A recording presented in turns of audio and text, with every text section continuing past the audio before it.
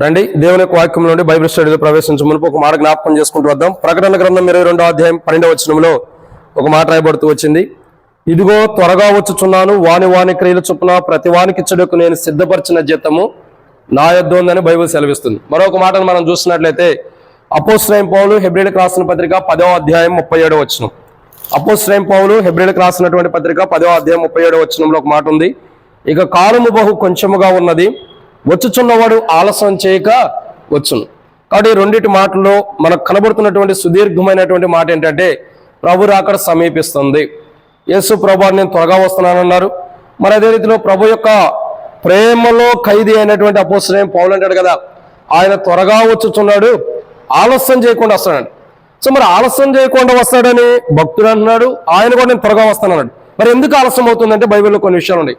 దాంట్లో మొదటి మాటను చూసినట్టయితే అపోస్తలుడైన పౌలు రోమీయులకు రాసినటువంటి పత్రిక, అపోస్తలుడైన పౌలు రోమీయులకు రాసినటువంటి పత్రిక మనం చూసినట్లయితే 11వ అధ్యాయము 25వ వచనంలో ఒక మాట రాయబడుతూ వచ్చింది. అపోస్తలుడైన పౌలు రోమీయులకు రాసిన పత్రిక 11వ అధ్యాయం 25వ వచనంలో ఏమని రాయబడుతూ వచ్చిందంటే ఇశ్రాయేలుకు కఠినమైన మనసు ఉంది, అది మారాలి, అప్పుడు ప్రభు రాకడ సమీపిస్తుందని మనం చూస్తున్నాం. ఇక రెండో మాట చూసినట్లయితే రోమా పత్రిక అపోస్తలుడైన పౌలు రోమీయులకు రాసిన పత్రిక 11వ అధ్యాయం 25వ వచనం ప్రకారం అన్యజనుల యొక్క లెక్క ఇంకా సంపూర్ణ వాల, అందుకని ప్రభు రాకడ ఆలస్యం అవుతుంది. 2 పేతురు 3:9 ప్రకారం ఆయన దీర్ఘశాంతుడు, అంటే ఓపికతో సహనంతో ఉంటున్నాడు. ఎవరంటే తండ్రి దీర్ఘశాంతుడు కాబట్టి. ఇక 2 పేతురు 3:9 ప్రకారం అందరినూ మారుమనసు పొందాలి. సో అందుకని ప్రభు రాకడ ఆలస్యమవుతుంది. ఇక 5 యోహాను సువార్త 1వ అధ్యాయం 17వ వచనం, అపోస్తలుడైన పౌలు తెస్సలోనికీయులకు రాసిన మొదటి పత్రిక 4వ అధ్యాయం 17వ వచనం ప్రకారం కృపాకాలం ఇంకా భూమి మీద ఉంది కాబట్టి ప్రభు రాకడ ఆలస్యమవుతుంది. ఇక 6వ చూసినట్టు ఆదికాండం 24:7, యోహాను సువార్త 14:16 ప్రకారం పరిశుద్ధాత్ముడు ఇంకా సంఘాల్లో పనిచేస్తున్నాడు కాబట్టి ప్రభు రాకడ ఆలస్యమవుతుంది. ఇక 7వ విషయం ఏంటంటే మత్తయి సువార్త 24:36 ప్రకారం తండ్రికి తప్పుగా కుమారుడికి కూడా తెలియదు ప్రభు రాకడ ఎప్పుడు రావాలని, ప్రభుకే తెలియదు. ఎందుకంటే మత్తయి సువార్త 24:36లో ప్రభు అంటాడు, ఆ గడియనను ఆ సమయమైనను తండ్రికి తప్పక కుమారుడికైనను దూతలకైనను, అది ప్రభు రావాల్సిన విధానం ఎప్పుడు రావాలన్నది కూడా ప్రభు సిద్ధంగానే ఉన్నాడు, కానీ ప్రభు ఎప్పుడు రావాలన్నది కుమారుడికి కూడా తెలియదండి. నిన్న బైబిల్ స్టడీలో కూడా మనము బొట్టుముక్కలో ధ్యానించుకుంటూ వచ్చాం. ఆయన ఎక్కడున్నాడు అని అంటే ఆయన ఎక్కడున్నాడు? ద్వారం దగ్గరే ఉంటాడంట. ఆయన ఎక్కడున్నాడు? ద్వారం యొద్దే. ఎందుకు ద్వారం యొద్ద ఉన్నాడు? ఇదే 24వ అధ్యాయంలో మనం 30-31 వచ్చినాలో చూసినట్టు ఆయన ద్వారం యొద్ద ఉంటాడు. మత్తయి సువార్త 24వ అధ్యాయంలో ఎందుకు ద్వారం యొద్ద ఉన్నాడు? తండ్రి ఎప్పుడు వెళ్ళమంటే అప్పుడు రావడానికి ద్వారం దగ్గర ఉంటాడు. అంటే ఆయన సిద్ధంగా ఉన్నాడు, కానీ ఆలస్యం అవుతుంది. త్వరగా వస్తానన్న ప్రభు వస్తానికి సిద్ధంగా ఉంటాడు. మరి ఎందుకు ఆలస్యం అవుతుందంటే 7 విషయాలు మనం చూసాం, చాలా ఉంటాయి బైబిల్లో. అవన్నీ చూసేసరికి మనకి బ్రెయిన్ కూడా పనిచేయదు. ఉన్నంత వరకు మనం చూస్తే చాలు, వీటిని అర్థం చేసుకుంటే మన జీవితం చాలు. ఈ 7 విషయాలు, ఈ 7 విషయాల్లో ఈ ఒక్కొక్క మాటకి 7 విషయాలు ధ్యానిస్తూ వచ్చాం. 7 విషయాలకి మళ్ళీ 7 అంటే 49 అర్థమవుతుందండి. మొదటి మాటకి 7 విషయాలు. ఈ మొదటి మాట ఇశ్రాయేలుకి కఠినమైన మనసు ఉంది, ఆ మాటకి ఈ ఒక్క మాటకి 7 విషయాలు చూసాం. 7 మాటలకి 7 ఏండ్లు, అంటే 7 మాటలో ఒక్కొక్క 1 × 7 ఈజ్ ఈక్వల్ టు ఎంత? ఒక్కొక్క దానికి 7 మాటలు అంటే 7 విషయాలు. 7 ఏంటి ఎంత? 7 × 7 ఎంత? అది ఒక్క మాటకే 49 మాటలు చూసాం. అంటే రెండో మాటకు ఇంకో 49, మూడో దానికి ఒక 49, నాలుగో దానికి ఇంకో 49 మాటలు. ఇప్పుడు అంటే 4 మాటలు కంప్లీట్ అయిపోయి. ఈరోజు చూసే మాట ఏంటంటే 5వది. ఏంటి 5వ మాట? రండి, యోహాను సువార్త 1వ అధ్యాయం 17వ వచనంలో ఒక మాట రాయబడుతూ వచ్చింది. అదే రీతిలో అపోస్తలుడైన పౌలు తెస్సలోనికీయులకు రాసిన మొదటి పత్రిక 4వ అధ్యాయం 17వ వచనంలో రాయబడిన ఈ 2 మాటల్లో రాయబడిన సుదీర్ఘమైన మాట ఏంటంటే యోహాను సువార్త 14వ అధ్యాయం 17వ వచనం. యోహాను సువార్త క్షమించండి 1వ అధ్యాయము 17వ వచనం. యోహాను సువార్త 1వ అధ్యాయం 17వ వచనం.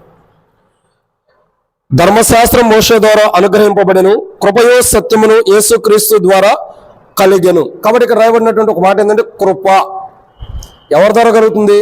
యేసు ప్రభు ద్వారా. అంటే ఆ కృపాకాలంలో మనం ఉన్నాం కాబట్టి ప్రభు రాకడ ఇంకా ఆలస్యం అవుతుంది. దీనికి మనం మాటను చూసినట్టయితే అపోస్తలుడైన పౌలు తెస్సలోనికీయులకు రాసిన మొదటి పత్రిక 4వ అధ్యాయం 17వ వచనం. అపోస్తలుడైన పౌలు తెస్సలోనికీయులకు రాసిన మొదటి పత్రిక 4వ అధ్యాయం 17వ వచనం.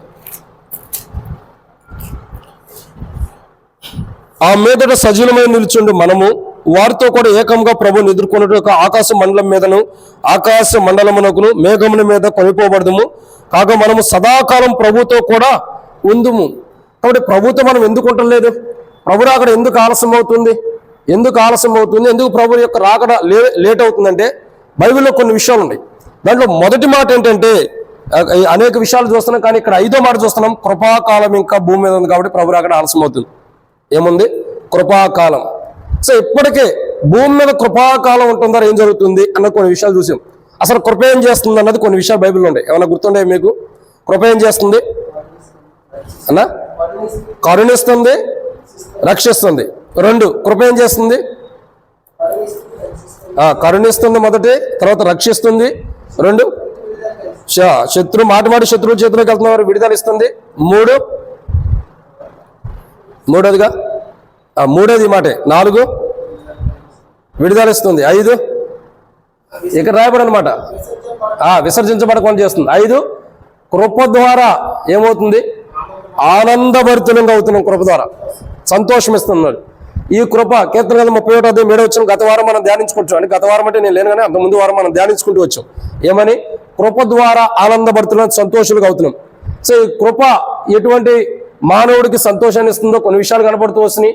కానీ సౌలు యొక్క జీవిత చరిత్ర చూడగా మరి సౌలు యొక్క విధానంలో ఆయా సంతోషాల గురించి కొన్ని విషయాలు మనం జ్ఞాపకం చేసుకుంటూ వచ్చాం.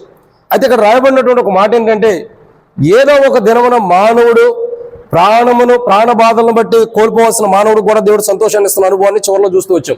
ఈ 5 విషయాలు మనం గత వారం మనం ధ్యానించుకుంటూ వచ్చాం. ఈ వారం మనం ధ్యానించేటటువంటి ఒక మాట ఏంటంటే, ప్రియులారా, ఈ వారం మనం ధ్యానించబోతున్న 6వ మాట, కృపాకాలం భూమి మీద ఉంది. కృప ఏం చేస్తుంది? భూమి మీద ఉన్న కృప అంటే 6వ మాటను మనం చూస్తూ వస్తున్నాము. రండి దేవుని యొక్క వాక్యంలో ఉండి కీర్తన గ్రంథము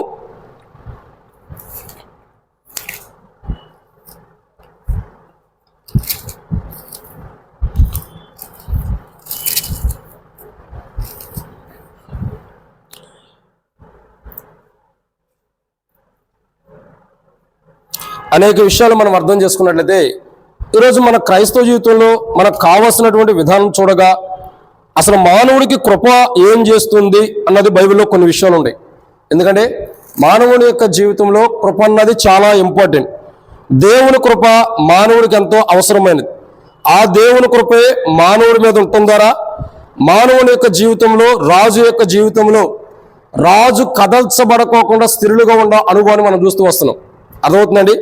మనం జాగ్రత్తగా అర్థం చేసుకున్నట్లయితే రాజు యొక్క జీవిత చరిత్ర ఇక్కడ అనేక విషయాలు రాయబడుతూ వస్తాయి. ఈ అనేక విషయాల్లో ఒక మాట ఏంటంటే, రాజు యెహోవా యందు నమ్మకం ఉంచడం ద్వారా, ఎవరు? రాజు అనే వ్యక్తి దేవుని యందు నమ్మకం ఉంచడం ద్వారా ఒక రాజు యొక్క జీవితంలో జరుగుతున్న సన్నివేశాలు ఏంటంటే బైబిల్లో కొన్ని విషయాలు ఉన్నాయి. ఎందుకంటే దేవుని కృప ఏం చేస్తుంది? మానవుని కదల్చుకోకుండా ఆపుతుంది. కదలకోకుండా రాజు యెహోవా యందు నమ్మకం ఉంచడం ద్వారా ఏం జరుగుతుంది? ఒక రాజు అయిన వ్యక్తి దేవుని యందు నమ్మకం ఉంచడం ద్వారా అతని యొక్క జీవితం ఏమవుతుందంటే కదల్చబడకోకుండా ఉంటాయి. ఏమవుతుంది? కదల్చబడినటువంటి అనుభవం బైబిల్లో ఉంది. చాలా మంది రాజులు బైబిల్లో మనకు కనబడుతూ వస్తారు. వారి యొక్క జీవిత చరిత్రలో చూసినట్లయితే దేవుని మీద ఆధారపడిన అనుభవం కానీ, దేవుని మీద ఆధారపడుతున్నప్పుడు వారి జీవితంలో వారు జరుగుతున్న సన్నివేశాలు కానీ బైబిల్లో కొన్ని విషయాలు తేటగా రాయబడుతూ వచ్చింది. అదే ప్రియులారా, ఇక్కడ అర్థం చేసుకున్న ఒక కోణం ఏంటంటే, ప్రతి మనిషి దేవుని మీద ఆధారపడటం అనేది ప్రాముఖ్యత. ఒక రాజు దేవుని మీద ఆధారపడటం ద్వారా తన యొక్క జీవిత చరిత్రలో ఎన్ని ఆశీర్వాదాలు పొందాడు అన్నది బైబిల్లో ఉంది. ఎన్నో ఆశీర్వాదాలు, ఒకటాని కాదు, 2 కాదు. మానవుడు దేవుని మీద ఆధారపడినప్పుడు, దేవుని మీద మానవుని యొక్క జీవితం ఆధారపడినప్పుడు ఆ రాజు యొక్క జీవితంలో దేవుని ద్వారా పొందుతున్నటువంటి ఆశీర్వాదాలు బైబిల్లో ఉన్నాయి. ఎందుకంటే రాజు యెహోవా యందు నమ్మకం ఉంచడం ద్వారా సర్వోన్నతుడైన కృపను బట్టి కదల్చబడకోకుండా ఉన్నాడంట రాజు. సో బైబిల్లో ఒక రాజు ఉన్నాడు. ఆయన సర్వోన్నతుడైన కృపను బట్టి కదల్చబడకోకుండా రాజు ఎవరన్నది బైబిల్లో ఒక వ్యక్తి ఉన్నాడు. ఆ వ్యక్తి గురించి మనం చూద్దామండి. ఆ వ్యక్తి గురించి చూడక మునుపు చిన్న ప్రార్థన చేసుకుందాం రండి. ప్రేమ కలిగిన పరలోకపు తండ్రి, పరిశుద్ధుడు అయిన దేవ, ప్రభువైన యేసుక్రీస్తు ప్రభువారి యొక్క పరిశుద్ధమైన నామాన్ని బట్టి మీకు వందనాలు. మీరు ఇచ్చినటువంటి కృపకై మీకు వందనాలు తండ్రి. మా జీవితంలో మీరు ఎన్నో మేలు జరిగిస్తూ వచ్చారు, మీకు వందనాలు నా తండ్రి. రాజు యెహోవా యందు నమ్మకం ఉంచడం ద్వారా ఆ రాజు యొక్క జీవితంలో ఎన్ని అద్భుతాలు జరుగుతాయన్నాయి బైబిల్లో రాయబడుతూ వచ్చింది. కాబట్టి మా జీవితంలో కూడా ప్రభువా, మేము మీ యందు నమ్మకం ఉంచడం ద్వారా, మేము మీలో ఉండటం ద్వారా మా జీవితాలకు ఎన్నో ఆశీర్వాదాలు, దీవెనలు అనుగ్రహిస్తున్నారు. వాస్తవమే తండ్రి, మేము కూడా రాజు వలె మీ యందు నమ్మకం ఉంచడం ద్వారా ప్రభువా మాకు ఎన్నో ఆశీర్వాదాలు వస్తున్నాయో మీ యొక్క వాక్య వెలుగులో మేము చూసుకుంటూ వస్తున్నాం. కాబట్టి తండ్రి మా జీవితాల్లో అనేక విషయాల్లో ప్రభావ మేము ఎన్నో బలహీనతను బట్టి అవిధేయతను బట్టి జారి పడిపోయిన వారికి ఉన్నప్పటికీ మమ్మల్ని మీరు విసర్జించుకోకుండా, మమ్మల్ని మీరు కాదనుకోకుండా మా పైన కూడా ప్రభువా మీ కృపను మీరు కనపరుస్తున్నందుకే వందనాలు. నిజంగా మా యొక్క క్రైస్తవ జీవితంలో, మా యొక్క విశ్వాస జీవితంలో తండ్రి మీరు ఎంతగానో కృపను చూపిస్తున్న దేవుడు, అందుకే వందనాలు చెల్లిస్తున్నాం. నిజంగా మా యొక్క జీవితాలు చూడగా నిమిషం మాత్రం ఆయుషే, నిమిషం మాత్రం ఉండవలసిన మా జీవితాల్లో ఎన్నో అద్భుతాలు మీరు చూపిస్తూ వస్తున్నారు. నా తండ్రి మీ యొక్క వాక్య వెలుగులో మేము చూసినట్లయితే కీర్తనల గ్రంథం 21వ అధ్యాయం 7వ వచనంలో దేవా కృప చేత ఏం జరుగుతుందన్నది మీరు బయలుపరుస్తూ వచ్చారు. దేవా మరి ఈ యొక్క రోజు బైబిల్ స్టడీ ధ్యానించబోతున్న సాయం చేయండి దేవా. మరి మొదటి 7 విషయాల్లో 5వ మాటని, ఈ 5వ మాటలో ప్రభా ఈరోజు మేము 6వ విషయాన్ని ధ్యానించబోతున్నాం. ఈ విషయంలో మీరే కృపను అనుగ్రహించండి. ఈ వాక్యం ధ్యానించడానికి మానవుని జ్ఞానం సరిపోదనుకున్నాం. తెరవబడిన ఆకాశం మాకు అనుగ్రహించండి. ఆకాశం మీపి పడజలంతా విస్తారమని పరిశుద్ధాత్మను అభిషేకించండి. మాకు కాదు యెహోవా, మాకు కాదు, నీ కృపాసత్యం బట్టి నీ నామమున మహిమ కలుగును గాక. నీ ప్రజల పక్షాన నీకున్న దయ చొప్పున దయతో నన్ను జ్ఞాపకం చేసుకోమని నాతో మాతో మీరు మాట్లాడమని ప్రార్థిస్తుండగా సహాయం చేయండి. నిష్ప్రయోజకమైన దాసుని ఒప్పుకుంటూ నీ మీద ఆధారపడుతుండగా కృపను దయచేయమని ప్రార్థన చేసుకుంటూ నా తండ్రి ఇక్కడ కూర్చొని నీ ప్రజలకు వాక్యం అందిస్తానికి యోగ్యుని కానీ ఒప్పుకుంటున్నా. దాసుడు యజమానుడి వైపు చూసినట్లు, దాసురాలు యజమానుల వైపు చూసినట్లు నా కళ్ళు మీ వైపు వీక్షిస్తుండగా మీరే సహాయం గురించి మహిమ పొందమని, నీ ప్రజల పక్షాన నీకున్నదే చొప్పునదైతే నన్ను జ్ఞాపకం చేసుకోమని నాతో మాట్లాడమని మీకు అప్పచెబుతూ ముందున సమయంతో దీవించమని ప్రభువైన యేసుక్రీస్తు నామం పేరటి శ్వాసంతో ప్రార్థిస్తున్నాము తండ్రి, ఆమేన్. కాబట్టి దేవుని యొక్క వాక్యాన్ని జాగ్రత్తగా గమనించినట్లయితే ఇక్కడ మనం 5 విషయాలు చూసాం. 6వ మాటను చూస్తున్నాం. రండి, కీర్తనల గ్రంథము 21వ అధ్యాయం. కీర్తనల గ్రంథము 21వ అధ్యాయము 7వ వచనం. కీర్తనల గ్రంథము 21వ అధ్యాయము 7వ వచనం. ఏలయనగా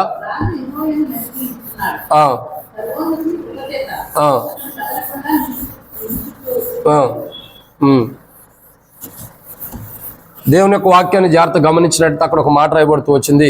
ఏమని రాయబడుతుందంటే, రాజు యెహోవా యందు ఏమై ఉన్నాడు?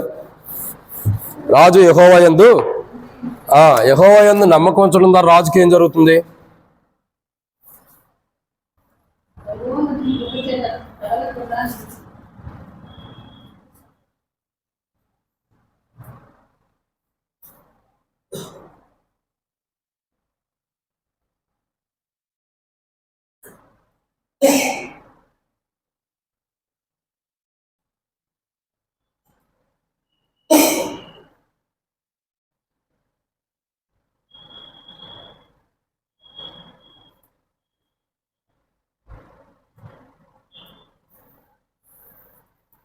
సో ఇక్కడ రాయబడినటువంటి ఒక మాట ఏంటంటే, సర్వోన్నతుని కృప ద్వారా ఏమవుతుంది? సర్వోన్నతుని కృప చేత అతడు కదలకుండా ఏమవుతుంది? కదల్చబడకుండా ఉంటున్నాడు. సో ఇక్కడ రాయబడిన మాట ఏంటంటే, భూమి మీద ఉన్న కృపాకాలం భూమి మీద ఉండటం ద్వారా మనకి ఏం జరుగుతుందంటే, సర్వోన్నతుడైన కృప మన మీద ఉండటం ద్వారా మనం ఏం చేయబడుతున్నాము? కదల్చబడకోకుండా స్థిరులుగా ఉంటాం. ఏమై ఉంటాం? కదల్చబడకోకుండా స్థిరులుగా ఉంటాం. అయితే వాస్తవానికి బైబిల్లో కొంతమంది రాజుల గురించి బైబిల్లో ఉంటాయి. కొంతమంది రాజుల గురించి ఉన్నారు. వారు ఒక వాస్తవానికి ఈరోజు ఏంటంటే, రాజుల యొక్క జీవిత చరిత్రలో దేవుని మీద నమ్మకం ఉంచిన రాజులు ఎవరు, వారు ఎలా కదల్చబడుకోకుండా క్రీస్తులు ఎలా, దేవుళ్ళు ఎలా నిలబడ్డారన్నది ఒక 7 విషయాలు ధ్యానించాలని మనం అనుకున్నాం. కానీ దేవుని యొక్క ఉద్దేశాలన్నీ వేరుగుంటాయి. కాబట్టి దేవుడు మాట్లాడే కోణం ఏంటంటే, మనకు ఒకే ఒక్క రాజు, శ్రేష్టకరమైన రాజు ఉంటాడు. ఆయనే ప్రభు అయిన యేసుక్రీస్తు ప్రభు. అందుకే ఆయన గురించి అనేక విషయాలు రాయబడుతూ వచ్చింది. ఇదిగో మీ రాజు దీనుడై గాడిద పిల్ల మీద ఎక్కువ వస్తున్నాడని బైబిల్లో రాయబడుతూ వచ్చింది. ప్రార్థన గ్రంథంలో చూసినట్టయితే రాజులకు రాజు, ప్రభులకు ప్రభు అని రాయబడుతూ వచ్చింది. ఈరోజు మనం చూసేటటువంటి అంశం ఏంటంటే, ఒక రాజు దేవుని యందు నమ్మకం ఉంచడం ద్వారా కదల్చబడుకోకుండా ఉంటున్న అనుభూతి చూస్తున్నాం. ఎలా కదల్చబడుకోకుండా ఉంటున్నాడు? సర్వోన్నతుడైన దేవుని యొక్క కృపను బట్టి కదల్చబడుకోకుండా ఉంటున్నాడు. సో ఈ రోజు మనం అర్థం చేసుకోవాల్సిన విషయం ఏంటంటే, కొందరు వ్యక్తుల గురించి చెబుతా.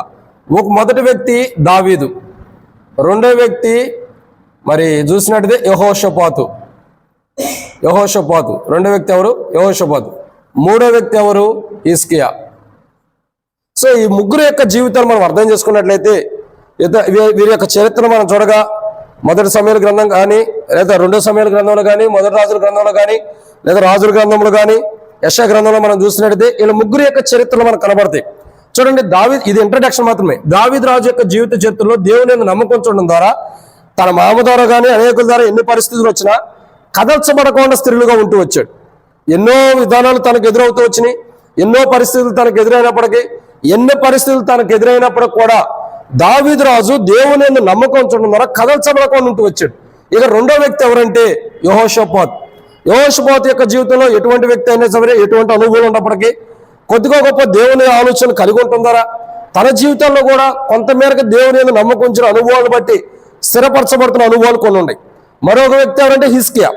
హిజ్కియా యొక్క జీవితాన్ని చూడగా దేవుని నమ్మకం ఉంచడం ద్వారా అషూరు రాజు కానీ, ఇంకా చూసినట్టు అక్కడ అషూరు రాజు అనేటువంటి వ్యక్తి కానీ, ఆ వ్యక్తి మరి దేవుని యందు ఎవరు హిజ్కియా దేవుని నమ్మకం ఉంచడం ద్వారా అషూరు రాజు కానీ అనేక మంది వచ్చి హిజ్కియాకి అక్కడ ఉన్న ప్రజలకు నష్టం చేయాలనుకున్న దేవుని నమ్మకం ఉంచడం ద్వారా దావీదు రాజు యొక్క రాజ్యం స్థిరపరచబడింది.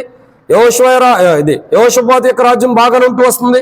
ఇక చూసినట్టు హిజ్కియా యొక్క రాజు అతని సింహాసనం కూడా స్థిరంగానే ఉంది. ఎందుకని ఇంకా చాలా మంది ఉన్నారు, 7 ఉన్నారు. ఇంకా చాలా మంది ఉన్నారు కానీ ఒక 7 చూద్దాం అనుకున్న టైం లేదు. కాబట్టి ఈ వ్యక్తి యొక్క జీవితాలు చూడగా దావీదు రాజుకి ఎన్ని పరిస్థితులు వచ్చినా తన సింహాసనం బాగానుంది. యెహోషాపాతుకి ఎట్లా ఉండా తన సింహాసనం వరకు అక్కడ ఉన్నంత వరకు బాగుంది. మరొకరు ఎవరు హిజ్కియా. తన స్థితిగతులు ఎలా ఉండా తన సింహాసనం వరకు రాజుకున్నప్పుడు కూడా స్థిరంగానే ఉంటూ వచ్చు. ఎందుకనంటే వీళ్ళందరూ దేవుని నమ్మకం ఉంచుతూ వచ్చారు. వీరి క్రైస్తవ జీవితంలో, వీరి విశ్వాస జీవితంలో, వీరి ఆత్మీయ జీవితంలో మనం అర్థం చేసుకున్నట్లయితే వారి యొక్క జీవిత చరిత్ర మనం చూడగా దేవుని నమ్మకం ఉంచిన అనుభవం వారిలో ఉంది. ఈరోజు ఈ క్రైస్తవ జీవితంలో వారి యొక్క జీవితాలు ఎలా ఉంది అంటే దేవుని నమ్మకం ఉంచిన అనుభవం వారిలో ఉంది. కాబట్టి వారు కదల్చబడకుండా ఉంటారు. దావీదు రాజు కదల్చబడలేకపోయాడు, యెహోషాపాతు అలాగుంటూ వస్తున్నాడు, హిజ్కియా అలాగే కదల్చబడకుండా అలాగుంటూ వస్తున్నాడు. ఈ రాజులు అలా కదల్చబడకుండా ఉండడానికి కారణం ఏంటంటే సర్వోన్నతుడైన దేవుని కృప. ఈ మాటను మనం అంశంగా తీసుకోవాలి. అయితే ఈ రాజుల గురించి ధ్యానిద్దాం అనుకున్నా కానీ ఈరోజు అంశం ఇదే రాజుల గురించి ధ్యానించాలనుకున్నా ఎందుకు మార్చబడుతూ వచ్చిందంటే ఒక రాజు ఉంటూ వచ్చాడు, ఒక రాజు ఉన్నాడు. ఎవరా రాజు అని అంటే ఎవరా రాజు? ఒక రాజు. ఈ ముగ్గురు కాకుండా ఇంకొక రాజు ఉన్నాడు. ఈ ముగ్గురు కాకుండా ఇంకొక రాజు ఒక అతను ఉన్నాడు. ఎవరు అతను అని అంటే ఒక విషయం మనకు బైబిల్లో ఉండేది. ఎవరు అన్నది మనం చూస్తూ వచ్చాం. ఈ ముగ్గురు రాజులు దేవుని కృప చేత, సర్వోన్నతుడైన దేవుని కృప ద్వారా, సర్వోన్నతుడైన దేవుని కృపను బట్టి కదల్చబడకుండా నిలబడుతున్న అనుభవాలు మనం చూస్తున్నాం. అయితే ఇది మనకు అంశం కాదు, కానీ ఒక జ్ఞాపకం తెచ్చుకోవడానికి ఒక రాజుల గురించి, మానవుల గురించి మనం చూస్తున్నాం. అయితే బైబిల్లో ఒక రాజు ఉన్నాడు.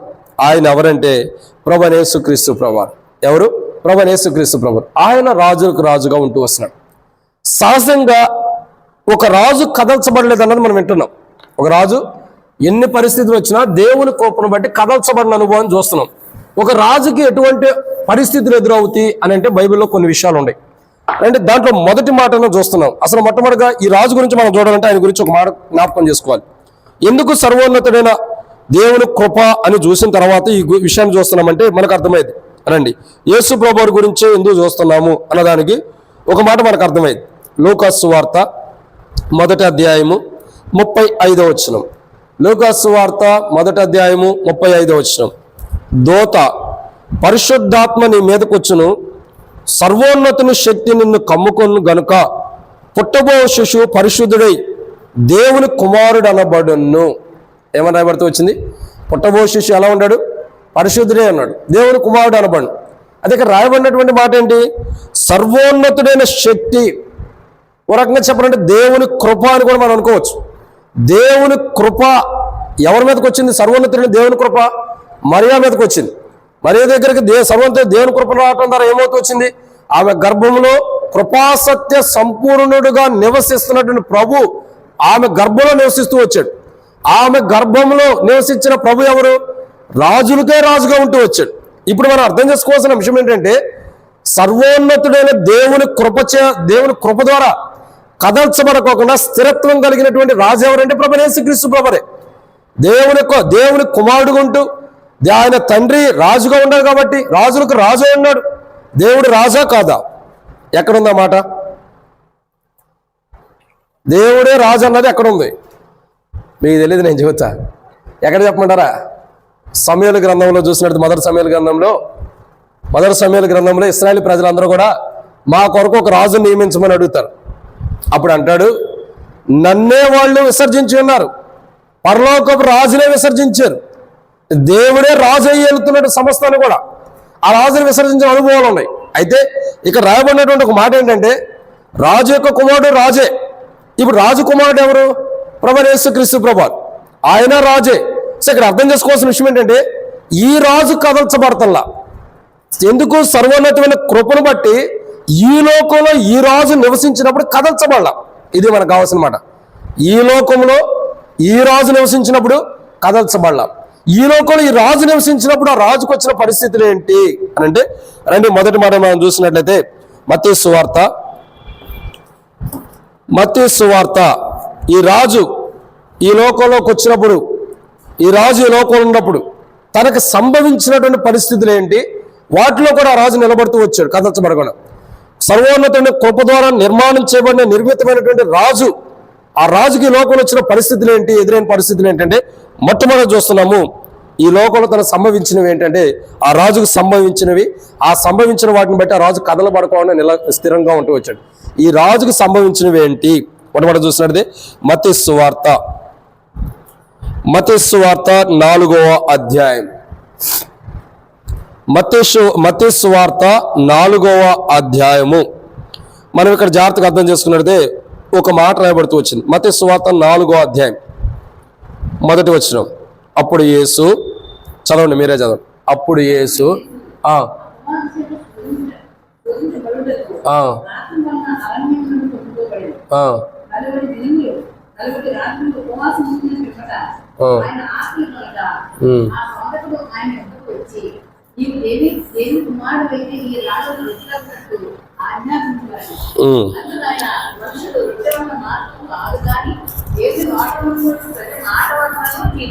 చాలా. కాబట్టి ఇక్కడ రాయబడినటువంటి ఒక మాట ఏంటంటే, ప్రియులారా, దేవుని యొక్క వాక్యం చెబుతుంది మత్తయి సువార్త 4వ అధ్యాయం మొదటి వచనంలో, అప్పుడు యేసు అపవాది చేత శోధించుటకు. ఏమైంది? శోధించుటకు. ఇక్కడ రాజుకు వస్తున్న మొట్టమొదటి పరిస్థితి ఏంటంటే శోధించబట్టం. ఏమొస్తాయండి? శోధించబట్టం. రాజు యొక్క జీవిత చరిత్రలో సర్వోన్నతుడైన కృపను పొందుతున్నటువంటి రాజుకి ఈ లోకంలో, లేదంటే ఒక రాజుకి ఈ లోకంలో వస్తున్నటువంటి విధానాలు చూసిగా, మొట్టమొదటిగా ఒక రాజుకి ఈ లోకంలో ఏమి సంభవిస్తున్నాయి అని అంటే, మొట్టమొదటిగా శోధనలు వస్తున్నాయి. ఏమొస్తున్నాయి? శోధనలు. ఈరోజు చాలా మంది రాజులకి శోధనలు అన్నవి సహజంగా వస్తూ ఉంటాయి. మనకు అర్థం చేసుకోవాల్సిన విషయం ఏంటంటే, రాజుల్లో ఒక వ్యక్తి శోధించబడిన వ్యక్తి ఉంటాడు భౌతికమైన దాంట్లో. ఎవరు ఆ రాజు? మనకి ఇక్కడ చూసిన దాంట్లో మొదటి సమయాల గ్రంథంలో చూస్తాము, రెండో సమయాల గ్రంథంలో చూస్తాము. ఎవరు ఈ రాజు? 11వ అధ్యాయంలో వస్తాం దావీదు రాజు. ఎవరు? దావీదు రాజు. ఈ రాజు యొక్క జీవిత చరిత్ర మనం అర్థం చేసుకుంటే, ఈ రాజు ఎలాంటి వ్యక్తి అంటే, వాస్తవానికి చూడగా ఈ రాజు యొక్క జీవిత చరిత్రలో వాస్తవానికి యేసుక్రీస్తు ప్రభువారు శోధించబడుతున్న విధానాన్ని చూస్తున్నాం. ఆయన రాజు అయి ఉంటాడు. కానీ ఇక్కడ ఒక మనుషుని చూస్తున్నాం. ఎవరి వ్యక్తి? దావీదు రాజు. దావీదు రాజు ఉన్నప్పటికీ దావీదు రాజు ఎలా శోధించబడుతూ వచ్చాడు? ఒక స్త్రీని బట్టి, శరీర కోరికలు బట్టి శోధించబడుతున్న అనుభవాన్ని ఇక్కడ చూస్తూ వస్తున్నాం. దావీదు రాజు యొక్క జీవితంలో శరీర కోరికలను బట్టి శోధించబడిన అనుభవాన్ని చూస్తున్నాం. కానీ ఇక్కడ ప్రభు ఆయనకు అనేక విషయాల్లో సాతాను యొక్క విధానం చూడగా, సాతానుడు ఆయన యొక్క జీవితాన్ని, ఆయన యొక్క విశ్వాస, ఆయన యొక్క క్రైస్తవ జీవితాన్ని, ఆయన ఈ లోకంలో జీవిస్తున్నటువంటి జీవితాన్ని శోధించి ఆయన్ని అవమానపరచడానికి సిద్ధంగా ఉంది. అదే ప్రియులారా, మొట్టమొదటిగా అర్థం చేసుకోవాల్సిన విషయం ఏంటంటే, ఈ లోకంలో రాజుకు వస్తున్న మొట్టమొదటిగా ఆ రాజు ఆ రాజు జీవితంలో అనుమతించబడుతున్న సన్నివేశాల్లో మొదటిది ఏంటంటే శోధించబడటం. ప్రతి దాని ద్వారా శోధించబడుతూ వస్తున్నాడు. దేని ద్వారా శోధించబడినా, వేటి ద్వారా శోధించబడినా, శోధనలోకి వచ్చినప్పటికీ, ఎటువంటి శోధనలతో నిలబడినప్పటికీ కదల్చబడుకోకుండా ఉంటూ వచ్చాడు. ఎటువంటి శోధనలు తనకు వచ్చినా ఎందుకు ఆయన కదల్చబడకుండా నిలబడుతూ వచ్చాడంటే, సర్వోన్నతుడైన కృప చేత నింపబడ్డాడు. సర్వోన్నతుడైన కృప తనకు తోడుగా ఉంది కాబట్టి ఎటువంటి శోధనలు వచ్చినా, సాతాను ఎంత శోధించినా, ఎటువంటి శోధనలు సాతాను ద్వారా వచ్చినప్పటికీ, ఎటువంటి శోధనలు ఏ రీతిలో సాతాను తీసుకొచ్చినా, ప్రతి శోధనని జయించడానికి సర్వోన్నతుడైన దేవుని కృప అక్కడ నిలబడి ఉంది. దేవుని కృపను బట్టి, సర్వోన్నతుడైన దేవుని కృప భూమి మీద ఉంటుందరా. మానవుని యొక్క జీవితంలో సాతానుడు దేని ద్వారా అయితే మనం శోధిస్తాడు, శోధించబడుతున్న ప్రతిదీ కూడా, శోధించబడే ప్రతి దాని నుండి కూడా మన గొప్ప విజయం వచ్చేసింది. మొట్టమొదటిగా దేవుని కృప ఉండడం ద్వారా కదల్చబడుతున్నాం మనం. అంటే కదలం, స్థిరులుగా ఉండడం. దేవుని కృప మన మీద ఉన్నప్పుడు, లేదా దేవుని కృప మన దగ్గర వచ్చినప్పుడు మన జీవితాల్లోకి ఏం వస్తున్నాయంటే మొట్టమొదటి శోధనలు వస్తున్నాయి. ఏదో ఒకటి శోధన, ధనమో, ఆస్తో, శరీరమో, లేదా నేత్రాశలో, జీవోడంబడి ఏదో ఒక శోధనలు వస్తాయి. ఈ శోధనలో కూడా మనం పడిపోకుండా, కదలకోకుండా ఏమని రాయబడుతూ వచ్చింది? కీర్తనల గ్రంథంలో 21వ అధ్యాయం మనం చదివిన మాట 7వ వచనం ఏమని రాయబడుతూ వచ్చింది? కీర్తనల గ్రంథం 21వ అధ్యాయం 7వ వచనం, ఎలాగనగా రాజు యెహోవా యందు నమ్మికుంచున్నాడు, సర్వోన్నతుని కృపచేత అతడు కదలకుండా నిలుచున్నాడు. ఈరోజు ప్రభువారు శోధనలో నిలవబడ్డాడంటే అది నమ్మకత్వం కలిగినటువంటి విధానం. ఈరోజు మన జీవితంలో మనం ఎందుకు ఎన్ని శోధనలు వస్తున్నాయి, ఎందుకు నిలబడలేకపోతున్నాం అంటే మనలో నమ్మకత్వం లేదు. రాజు యెహోవా యందు నమ్మకం ఉంచడం ద్వారా ఈరోజు మనం దేవుని యందు నమ్మకం ఉంచితే ఎన్ని శోధనలు వచ్చినా మనం కదల్చబడం. ఎందుకంటే దేవుని సర్వోన్నతుడైన కృప మనకు తోడుగా ఉంటుంది. ఈరోజు ప్రతి శోధనకు మనం ఎందుకు లొంగిపోతున్నాం? ప్రతి సాతానుతో శోధించబడిన ప్రతి దానికి ఎందుకు లొంగిపోతున్నాం అంటే మొట్టమొదటిగా మనం సర్వోన్నతుడైన దేవుని కృపను పోగొట్టుకున్నాం. ఎందుకంటే దేవుని నమ్మకం లేదు. దేవుని యందు నమ్మకం ఉంచితే ఎన్ని శోధనలు వచ్చినా ప్రభువారిలాగా మనం నిలబడగలుగుతాం. దేవుని కృప భూమి మీద ఉంది కాబట్టి మనం పడిపోకుండా నిలబడగలుగుతాం ఎన్ని శోధనలు వచ్చినా. ఇది మొదటిది. రెండో విషయాన్ని చూద్దానండి. మత్తయి సువార్త 4వ అధ్యాయం. మత్తయి సువార్త 4వ అధ్యాయం. మత్తయి సువార్త 4వ అధ్యాయంలో మనం ఇంకో మాట చూస్తూ వస్తున్నాం. మొట్టమొదటిగా శోధనలు చూస్తూ వస్తున్నాం.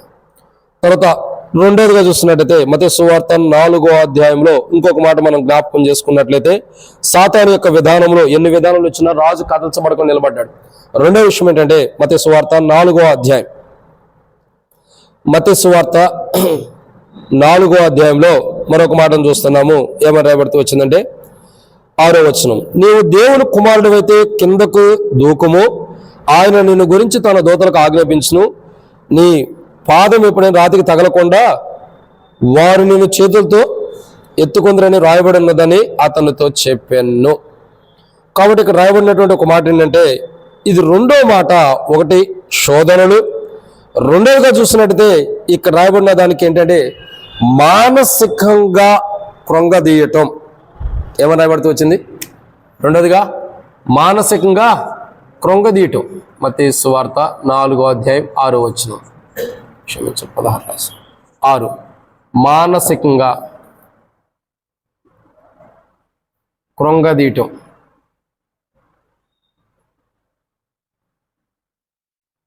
సో ఇక్కడ మనం రెండో విషయాన్ని మనం జాగ్రత్తగా అర్థం చేసుకున్నట్లయితే ప్రియులారా, బైబిల్లో రాయబడినటువంటి రెండో మాట ఏంటంటే రాజు దేవుని కృప ద్వారా కదల్చబడతల్లా. ఒక రాజుకు వచ్చే పరిస్థితులు ఏంటి, లేదా ఒక రాజుకు వచ్చినటువంటి సన్నివేశాలు, రాజు జీవితంలో జరుగుతున్న సన్నివేశం ఏంటంటే మొట్టమొదటి శోధనలు, అనేకమైన శోధనలు వస్తాయి. ఆ శోధనలన్నింటిలో కూడా దేవుని కృప ఉండడం ద్వారా ఏ శోధన మనకి ఏం చేయకుండా, శోధనలు బట్టి మనం కదల్చబడకుండా క్రీస్తులో నిలబడగలుగుతున్నాం. రెండు, మానసికంగా కృంగదీసే పరిస్థితి. ఇక్కడ యేసు ప్రభు దగ్గరికి వచ్చి ఏం చేస్తుంది?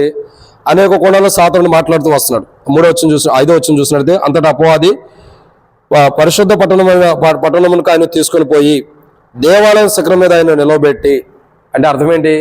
ఒక రకంగా చెప్పాలంటే మానసికంగా కృంగదీస్తుంది. ఏం చేస్తుంది? మానసికంగా కృంగదీస్తుంది. నిజంగా చూడండి, ఒక రాజుకు ఎటువంటి అనుభవాలు వస్తున్నాయి చూడండి. ఎన్ని అనుభవాలు వచ్చినా సాతానుడు వచ్చి మానసికంగా కృంగదీస్తున్నాడు. అంటే భౌతికమైన విధానంలో మానవుడు ఏం చేయలేనప్పుడు, భౌతికమైన విధానంలో మానవుడికి ఏ పని ఏం చేయలేని స్థితిలో ఉన్నప్పుడు ఇక చివరికి సాతానుడు చేసే పని ఏంటి తెలుసా? శరీర సంబంధమైన విషయాల్లో ఏ పని మనం అతన్ని ఏమి నష్టపరచలేనప్పుడు, అతని శరీర సంబంధమైన విషయాలను బట్టి దేవుని దగ్గర క్రైస్తవ జీవితాన్ని పోగొట్టుకోకుండా స్థిరత్వం కలిగి ఉన్నప్పుడు ఇక సాతానుడు చేసే మరొక ప్రయోగం ఏంటంటే మానసికంగా కృంగదీయటం. ఏం చేస్తుంది? మానసికంగా అంటే శరీరానుసారంగా ఏం చేయలేకపోయింది. శరీరాన్ని గాయపరచవచ్చు, బాధపరచవచ్చు, ఏదో దుఃఖపరచవచ్చు. శరీరానికి ఏం చేసినా క్రైస్తవ జీవితం మనం విడిచిపెట్టినప్పుడు ఇక మానసికంగా కృంగదీసింది. ఇక్కడ ఏం చేస్తుంది? ప్రభు యొక్క విధానం చూడగా అంత ఆకాశం వైపు తీసుకెళ్తుంది. తీసుకెళ్ళి ఏం చేస్తుంది? నువ్వు దేవుని కుమారుడు అయితే దూకు, కిందకి దూకితే నీ తండ్రి తన దూతలకు ఆజ్ఞాపిస్తాడు, నువ్వు కాలు కింద దాన్ని కూడా కాపాడతాడేమో అంటే ఒక రకంగా ఏంది, ఆయన విశ్వాస జీవితంలో ఉపవాసం ఉంటుంటే, క్రైస్తవ జీవితంలో ఆయన ఉపవాసం ఉంటుంటే, ఉపవాసం ఎలా ఉండాలో మాదిరికరమైన రీతిలో మనకు తెలియపరుస్తుంటే, ఇక్కడ సాతానుడు వచ్చి ఏం చేస్తున్నాడు, మానసికంగా కురంగదీస్తున్నాడు. నిజంగా చూడండి, ఒక రాజుకు శోధనలు వచ్చినా కానీ విడిచిపెట్టలా. ఈ రాజుకి మళ్ళీ మానసికంగా కురంగదీయబడుతున్నాడు, అయినా కానీ విడిచిపెట్టబడుతున్నా. ఎందుకని? సర్వోన్నతుడైన దేవుని కృప ఈ యొక్క మానవుడి పైన దేవుని కృప కుమ్మరించబడి ఉంది కాబట్టి ఏ మానవుడైనా సరే ఒక విశ్వాసమైన దేవుని యొక్క సర్వోన్నతుడైన దేవుని కృప కుమ్మరించబడింది కాబట్టి ఆ వ్యక్తికి ఎన్ని శోధనలు వచ్చే కదల్చబడ్డు. ఎందుకంటే దేవుని కృపతో అంతా ఉంది. 2, ఆ వ్యక్తికి ఎన్ని శోధనలు వచ్చినా, తర్వాత మొట్టమొదటి శోధనలు 2, ఎన్ని సాతాను ద్వారా వచ్చి మానసికంగా కృంగదీసినా కదల్చబడ్డు, అతను నిలబడి ఉంటాడు క్రీస్తులో. ఈరోజు మనం ఎందుకు కదల్చబడుతున్నాం? రాజు మంచిగానే ఉన్నాడు, మనం ఎందుకు కదల్చబడుతున్నాం? అర్థమవుతుందండి? మనమేమో కదల్చబడుతున్నాం, రాజు ఏమో చక్కగా బాగున్నాడు. మనం ఎందుకని కదల్చబడుతున్నాం అంటే మనం యెహోవా యందు నమ్మకం లేదు, దేవుని కృప, సర్వోన్నతుడైన దేవుని కృప మనం ఏం లేకపోవడం ద్వారానే మనం కదల్చబడుతున్నాం. ఏమనుంది? సర్వోన్నతుడైన దేవుని కృప చేత అతను కదల్చబడకోకుండా నిలబడి ఉన్న అనుభవాన్ని చూస్తున్నాం. ఈరోజు శోధనలు వస్తున్నాయి, మనం ఎందుకు నిలబడుతున్నా? ఈరోజు మానసికంగా కృంగదీసే పరిస్థితులు సాతాను ద్వారా ఎన్నో వస్తున్నాయి. ఎందుకు నిలబడతలేదంటే, దేవుని ఎందుకు నమ్మకం లేదు.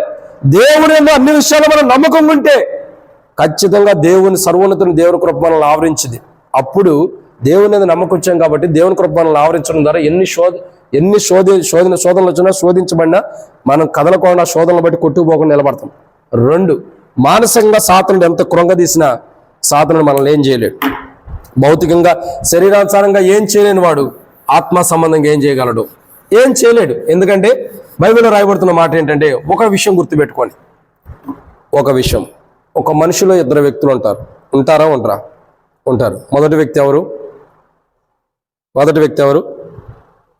సపోజ్ చెబుతా, మీకు అర్థమయ్యే రీతిలో చెబుతా.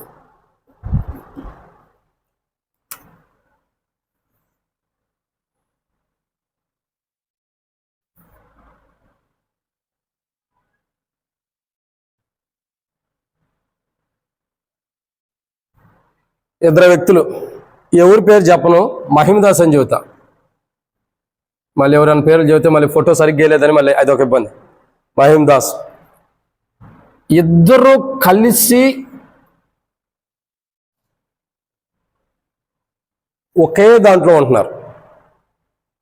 ఇక్కడ అర్థం చేసుకోండి, ఈయనొక ఆయన కలిసి ఉండేది ఎక్కడంటే ఇక్కడే.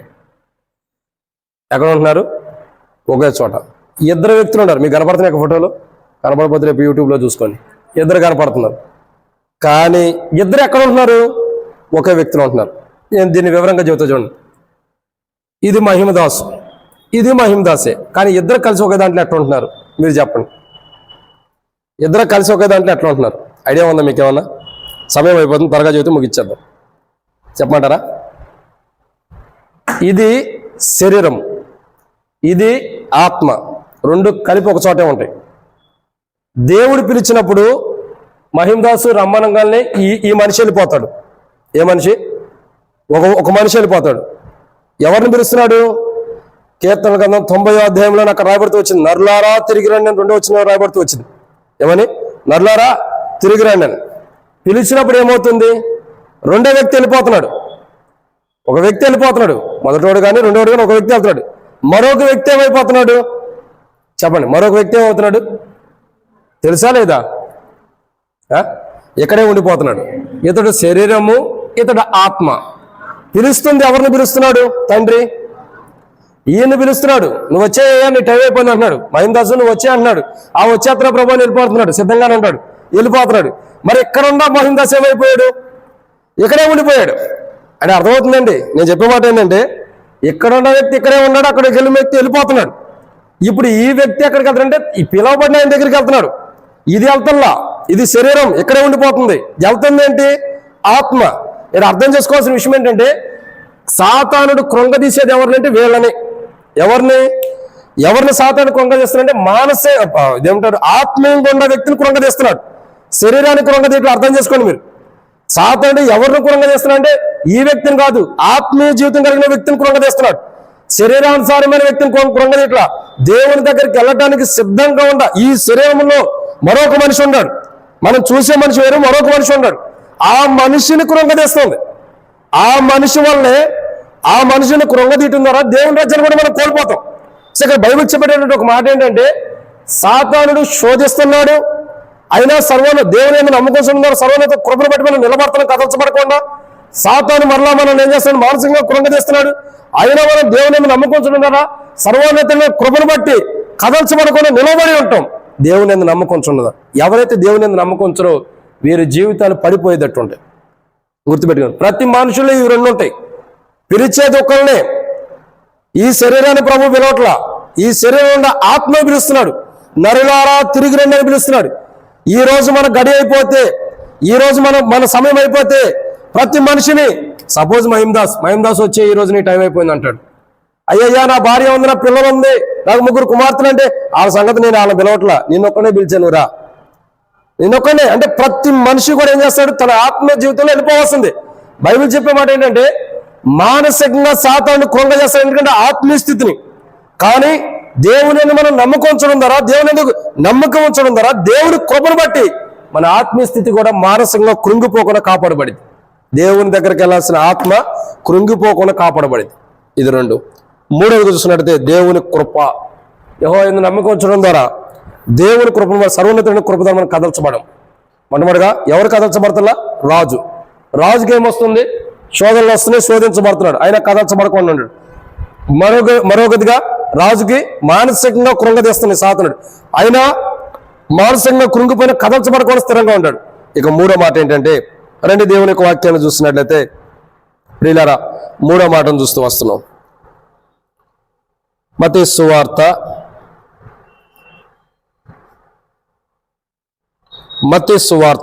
3వ మాటను చూస్తూ వస్తున్నాం. 3వదిగా మనం చూసినట్టయితే మత్తయి సువార్త, మనం దేవుని యొక్క వాక్యాన్ని చూసినట్లయితే మత్తయి సువార్తలోనే ఒక మాట రాయబడుతూ వచ్చింది. ఏమనంటే, ఈ యొక్క సాతాను యొక్క విధానంలో 3వ మాటను మనం చూస్తున్నటువంటి మాట ఏంటంటే, అనేక కోణాల్లో మనుషుల యొక్క జీవితాలు అనేక జరుగుతూ వస్తాయి.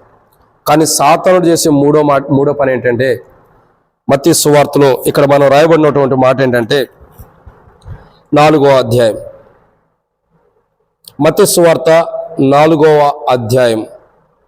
మనం అనేక కోణాల్లో కూడా చూస్తూ వస్తాం, కానీ ఇక్కడ చూసినటువంటి కోణాన్ని ఒక మాటలో చూస్తూ వస్తాం. ఎందుకంటే అనేక మంది బైబిల్ అంటూ వస్తారు, ఏమనంటే, ఏందయ్యా పాపులతో కూడా దేవుని కుమారుడు కూర్చుని భోంచేస్తున్నాడు ఏంది, ఆయన పాపులతో కూడా సావాసం కలిగి ఉంటాడని కూడా అనేక మంది అంటూ వస్తారు. ఆ రీతిలో మనం చూసుకున్న, ఈ కోణంలో చూసుకున్న వాక్యం చెప్పేటటువంటి ఒక మాట ఏంటంటే, యేసు క్రీస్తు ప్రభువారి మీద ప్రజలందరూ ఏం చేయాలనుకుంటున్నారు? ఒక నింద వేయటానికి ఇష్టపడుతున్నారు. నింద. మీరు చెప్పండి, బైబిల్లో ఒక స్త్రీ ఉంది. ఎవరా స్త్రీ? వ్యభిచారం చేత పట్టుబడినటువంటి స్త్రీ ఉంది. ఆమె గురించి ఎక్కడ రాయబడింది బైబిల్లో మీకు తెలుసా? ఎక్కడ? తెలీదా? మనం ఎప్పుడు అన్నా ఎప్పుడు విన్నా కానీ అది కొత్తగానే ఉండేది. సరే, ఇది ఇంకో కోణంలో చూద్దాం. చాలా మంది యొక్క జీవితంలో ఒక మాట అంటూ వస్తున్నారు యేసు ప్రభు దగ్గరికి వచ్చి. ఏమంటున్నారంటే, మత్తయి సువార్త 5వ అధ్యాయం 21 వచనం, నరహత్య చేయవద్దు, నరహత్య చేయవాడు విమర్శకు లోనగుడని పూర్వీకులతో చెప్పడం మాటలు మీరు విన్నారు కదా. నేను మీతో చెప్పినది ఏమనగా, తన సహోదరుని మీద కోపపడు ప్రతివాడు విమర్శకు లోనగును, తన సహోదరుని చూచి వ్యర్థుడాన్ని చెప్పువాడు మహాసభకు లోనగును, ద్రోహి అని చెప్పువాడు నరకాగ్నికి లోనగును. ఇక్కడ ప్రభు చెబుతున్నటువంటి మాటలు మనం వింటూ వస్తున్నాం. అయితే అనేకమైనటువంటి ప్రజల యొక్క విధానాలు మనం చూడగా, చాలా మంది ప్రజలు వారి జీవితాల్లో వారు చేస్తున్నటువంటి తప్పులు ఏంటంటే, ప్రభు మీద నిందించడానికి ఇష్టపడేవారు ఉంటున్నారు. ప్రభు ఏం చేస్తున్నాడు? కార్యాలు సఫలం చేయడానికి ఇష్టపడుతున్నాడు. కానీ రాజుకి వచ్చేటటువంటి పరిస్థితులు ఏంటి, రాజు మీదకి అనుమతించబడుతున్న పరిస్థితులు ఏంటి తెలుసా? దాంట్లో ఒకటేంటంటే నింద. ఏంటవి? నిందలు. ప్రతి రాజు మీదకి వస్తున్న పరిస్థితులు ఏంటంటే నిందలే. చూడండి, ప్రతి మనిషిలో కూడా జరుగుతూ వస్తాయి, ప్రతి మనిషిలో కూడా కలిగేవాటే నిందలు. కాబట్టి ప్రతి మనిషి కూడా తన జీవితంలో తాను ఎన్నో పరిస్థితులు ఎదురైనప్పటికీ, మత్తయి సువార్త 4వ అధ్యాయం మనం చూసినట్టయితే ఇక్కడ సాతాను వచ్చి ఒక మాట అంటాడు. ఏమంటాడంటే 9వ వచనం, నీవు సాగిలపడి నాకు నమస్కారం చేసినట్లా వీటన్నిటిని నీకు ఇచ్చేదనని అతనితో చెప్పగా, ఆయనతో చెప్పగా ఏమన్నాడు, నువ్వు నాకు సాగిరిపడు అంటున్నాడు. అంటే అదేంటి, ప్రభువారు కానీ ఖచ్చితంగా ఒకవేళ ఎవరికి సాతానికి సాగిలి పడితే అది ఒక నిందించబడిన అనుభవం ఉంటుంది. ఎలా ఉంటుంది? నిందించబడిన అనుభవం. ఎందుకంటే ఈయన కూడా నాకు సాగిలి పడ్డాడు అంటే ఆయన మీద ఒక నింద వేయచ్చాను. ఏమయ్యచ్చు? ఒక నింద. ఇదే కోణంలో మనం చూసినట్టయితే సాతాను ఇక్కడ ప్రయత్నించాడు, మరో చోట కూడా ప్రయత్నించాడు. వ్యభిచారం చేసిన స్త్రీ పట్టుబడినప్పుడు ఏమంటూ వచ్చాడు? వాళ్ళందరూ కూడా అంటూ వచ్చారు, అయ్యా మోషే ధర్మశాస్త్రం ప్రకారం రాళ్ళతో కూడా చంపాలని ఉంది, మరి నువ్వేం చేయమంటావు? ఎందుకంటే నువ్వేదైనా మాట్లాడితే నీ మీద నింద వేయచ్చాను. యేసుప్రభు వారు ఏదైనా మాట్లాడితే, యేసుప్రభు వారు ఏదైనా నోటు వాక్కు ద్వారా మాట్లాడితే ఆయన నోట్లో నుండి ఏ తప్పు వచ్చిందని ఎత్తుక్కుని ఆయన మీద నింద వేయడానికి ఎదురు చూస్తున్నారు. ఆయన మాట్లాడే ప్రతి మాట ప్రజలు ఎందుకు వింటున్నారు తెలుసా? చాలా మంది ఆ మాట్లాడే మాటలో లోపాలు ఎక్కడ ఉంటాయని ఎత్తుకోవడానికి వింటున్నారు. చాలా మంది సంఘంలో కూడా వాక్యం ఎందుకంటారు తెలుసా? సేవకుడు వాక్యం చెప్పేటప్పుడు ఏ లోపం ఉందో, ఏ లోపాన్ని మనం పట్టుకోవచ్చని ఎతికేవాడు చాలా మంది ఉంటారు. అరే నాలో లోపం ఉంది, యేసుప్రభు ఇన్ని చెబుతున్నాడు, ప్రభావాన్ని చెప్పినప్పుడు అనేక మంది ఆయనలో లోపమే ఉంది, ఆయన మంచిగా చెబుతున్నాడు కదా అని ఎవరైనా ఆలోచించాడా?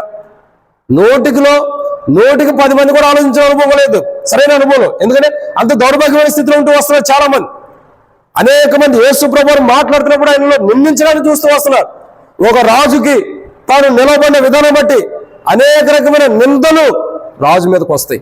ఎన్ని నిందలు వచ్చినా, ఎన్ని నిందలు తన మీద మోపబడినా, ఏ నిందలకు కూడా తాను ఎందుకు కదల్చబడ్డంటే, ప్రియులారా ఎందుకు కదల్చబడ్డు? సర్వోన్నతుడైన దేవుని కృప ఉంది కాబట్టి. సర్వోన్నతుడైన దేవుని కృప, ఆ దేవుని కృప మానవుడి పైన ఉంటుందారా మానవుడు కదల్చబడుకోవాలని ఉంటున్నాడు. ఈరోజు ఒక రాజుకి శోధనలతోనే శోధించబడుతున్నాడు. ఎందుకు కదల్చబడుతున్నా? ఒక రాజుకి మానసికంగా కృంగిపోయే పరిస్థితులు ఎదురవుతున్నాయి. ఎందుకు కదల్చబడుతున్నా? ఒక రాజుకి నిందలు వస్తున్నాయి. ఎందుకు కదల్చబడుతున్నా? ఎందుకు నిలబడి ఉంటున్నాడంటే యెహోవా యందు నమ్మిక ఉంచడం ద్వారా, దేవుని యందు నమ్మిక ఉంచడం ద్వారా దేవుని యొక్క కృప, సర్వోన్నతమైన కృప మనకి ఎన్ని శోధనలు వచ్చినా ఆ శోధనలో నిలబడేటట్టు చేస్తుంది. ఎన్ని మానసికంగా మన పరిస్థితులు మనం కృంగిపోయేటట్టు చేసినా ఆ కృప మనం నిలబడేటట్టు చేస్తుంది. ఎన్ని నిందలు మన మీదకి వచ్చినా ఆ కృప మనం నిలబడేటట్టు చేస్తుంది. ఏ కృప? సర్వోన్నతుడైన దేవుని కృప. సర్వోన్నతుడైన దేవుని కృప. ఇది 3. 4వ విషయాన్ని చూద్దారండి. యెహోవా యందు నమ్మకం ఉంచడం ద్వారా సర్వోన్నతుడైన దేవుని కృపను బట్టి మనం కదల్చబడకుండా నిలబడుతున్నాం. రాజు యెహోవా యందు నమ్మకం ఉంచడం ద్వారా కదల్చబడకుండా నిలబడుతున్నాడు. రాజు యెహోవా యందు నమ్మకం ఉంచడం ద్వారా కదల్చబడకుండా ఎందుకు నిలబడుతున్నాడంటే సర్వోన్నతుడైన కృప అతను తోడుగా ఉంది. ఆ సర్వోన్నతుని కృప శోధనలో, రాజుకి ఎన్ని శోధనలు వచ్చినా తోడుగా ఉంటుంది, నిలబెడుతుంది. రాజు ఎంత మానసికమైన పరిస్థితులు ఎదుర్కొంటున్నా నిలవబెట్టి ఆ రాజును కాపాడుతుంది. రాజుకి ఎన్ని నిందలు వచ్చినా నిలవబెట్టే ఆ రాజుకు దేవుని కృప తోడుకుంటుందా కాపాడబడుతూ వస్తుంది. ఇది అన్నమాట 3. ఇక 4వ విషయాన్ని చూద్దానండి. 4వదిగా చూసినట్టయితే మత్తయి సువార్త 4వ అధ్యాయం. మత్తయి సువార్త 4వ అధ్యాయం. ఇలా మనం చూసిన మరొక మాట చూస్తున్నాం, 8వ వచనం. మత్తయి సువార్త 4వ అధ్యాయం 8వ వచనం.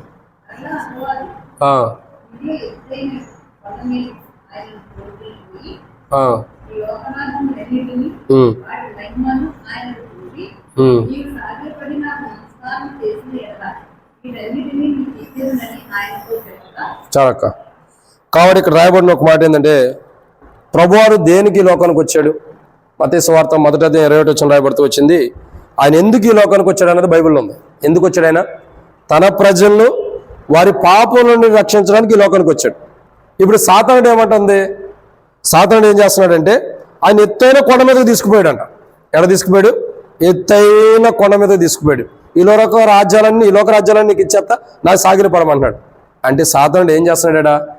ప్రభువు వచ్చిన పని ఏంటి? పాపులకు రక్షణ కొరకు అన్నాడు కదా. నేను నీతిమంతులు పిలవడానికి రాలేదు, పాపులు పిలవడానికి వచ్చానని చెబుతున్నాడు. ప్రభు వచ్చింది ఈ లోకానికి దేనికి?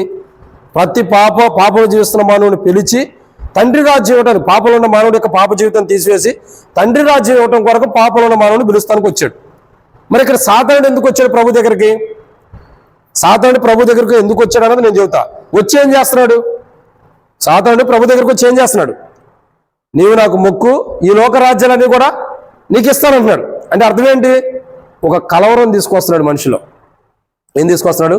కలవరము. సాతానుడు వచ్చి చేస్తుంది ఏంటంటే కలవరము. రాజులకు ఏమొస్తుంది? కలవరం వచ్చేస్తుంది. చూడండి, ఒకటి చూడండి, మనం ఒక పని మీద వచ్చాం. ఇంకొక పని చెప్పి మనకి ఏదన్నా ఆశ చూపిస్తే మానవుడికి ఏమనిపించింది? ఆ పని చేయాలా, ఈ పని చేయాలా, దాంట్లో పాల్గొనాలా, దీన్ని చేయాలా అంటే మానవుడికి ఏమైపోయింది అంటే ఒక టెన్షన్ అన్నది ఆలోచన వచ్చేసింది. మనం వచ్చిన పని వేరు. ఇప్పుడు సపోజ్ నేను ఒక పని మీద వచ్చా, నాకు ఇంకోటి వచ్చి అయ్యా ఇది పని కాదు, ఈ పని కూడా అంటారు. మరి ఈ పని చేయాలా, ఇంకో పని చేయాలా, రెండింటిలో ఏది చేయాలనేది కలవరం ఉండేది మానవుళ్ళు. సో ఇక్కడ సాతానుడు ఏం చేస్తాడంటే, ఒక రాజుకి ఏం చేస్తాడంటే కలవరాన్ని తీసుకొస్తున్నాడు. ఏం తీసుకొస్తున్నాడు? కలవరం. రాజుకి కలవరం రావటం ద్వారా రాజు కలవరపడితే ఏమైంది చూడండి. ఒక రాజు తన రాజ్యంలో తడబడ్డాడంటే, ఒక చిన్న విషయంలో పెద్ద విషయంలో తడబడ్డాడంటే రాజ్యమే కూలిపోయే పరిస్థితులు కూడా ఎదురవుతాయి. కలవరం అన్నది ఉండకూడదు మనిషికి.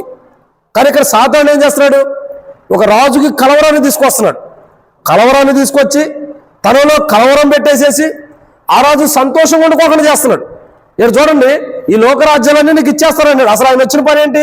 పాపులు వెళ్ళడానికి వచ్చాడు, పాపులు రక్షణ కొరకు వచ్చాడు. మరి వీడేం చేస్తున్నాడు? వచ్చి సాతానుడు కలవరం తీసుకొస్తున్నాడు. చూడండి, ఒక రాజు ఈ రోజు కూడా యేసుక్రీస్తు ప్రభువు ఎన్ని కలవరాలు వచ్చినా, ఎన్ని కలవరపడే పరిస్థితులు ఎదురైనా, ఎన్ని కలవరపడుతున్నటువంటి పరిస్థితులు ఆయనకు ఎదురైనప్పటికీ ఆయన ఎందుకు నిలబడి ఉన్నాడు?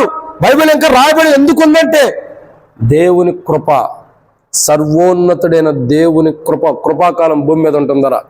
మానవుడికి ఎన్ని కలవరాలు వచ్చినా క్రీస్తులోనే ఉండడానికి కారణం ఏంటంటే దేవుని కృప. ఏంటి? దేవుని కృప.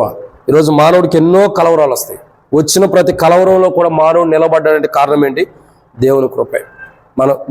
అనేక మంది నిలబడలేకపోతున్నారు. కలవరం ఎన్ని వచ్చినా, ఎన్ని కలవరములు మనుషుల్లోకి వచ్చినా, విశ్వాస జీవితంలో, క్రైస్తవ జీవితంలో, అంతరంగంలోకి ఎన్ని కలవరాలు వచ్చినా మానవుడు ఎందుకు కలవరపడుతున్నాడంటే యెహోవా యందు నమ్మకం ఉంచలేదు. నిజంగా దేవుని యందు నమ్మకం ఉంచితే మనలో ఏ కలవరం కూడా ఉండదు. వచ్చినా అది మనల్ని ఏం చేయలేదు, కదలకోకుండా మనం స్థిరంగా నిలిచి ఉంటాం. ఎందుకంటే యెహోవా యందు నమ్మకం ఉంచాం. సర్వోన్నతుడు దేవుని కృప మనకు తోడుగా ఉంది. ఆ దేవుని కృప మనకు తోడుగా ఉంటుందా? ఈ రాజులమైన మనకి ఎన్ని కలవరాలు వచ్చినా ఏది కూడా మనకి ఏం చేయదు. ఎందుకని? కదలపడకుండా స్థిరులుగా ఎందుకున్నామంటే సర్వోన్నత దేవుని కృప. మనం దేవుని మీద నమ్మకం ఉంచడం ద్వారా ఎన్ని కలవరములు మనకు వచ్చినా స్థిరత్వం కలిగి మనం ఉంటాం. రాజుకి నాలుగోదిగా కలవరాలు వస్తాయి. ఒకటి, శోధనలు వస్తున్నాయి. ఎవరికి? యెహోవా యందు నమ్మకం ఉంచిన రాజుకి శోధనలు వస్తాయి. అయితే సర్వోన్నతుడైన దేవుని కృప చేత ఆ శోధనలు అతను నిలబడుతున్నాడు పడిపోకుండా. రెండు, యెహోవా యందు నమ్మకం ఉంచినటువంటి రాజుకి మానసికంగా కృంగిపోయే పరిస్థితులు ఎదురవుతాయి. అయినా సర్వోన్నతుడైన దేవుని కృప తను తోడుకుంటుందరా కృంగిపోకుండా నిలబడతాడు. మూడు, యెహోవా యందు నమ్మకం ఉంచినటువంటి రాజుకి నిందలు వస్తాయి. సర్వోన్నతుడైన దేవుని కృప తోడుకుంటుందరా నిందల్లో కూడా రాజు పడిపోకుండా దేవుడు కాపాడుతాడు, నిలబెడతాడు. నాలుగు, సర్వోన్నతుడైన దేవుని యందు నమ్మకం ఉంచినటువంటి రాజుకి కలవరాలు వస్తాయి. తనలో కానీ తన కుటుంబంలో కలవరాలు ఉంటాయి, తన జీవితంలో కలవరాలు ఉంటాయి.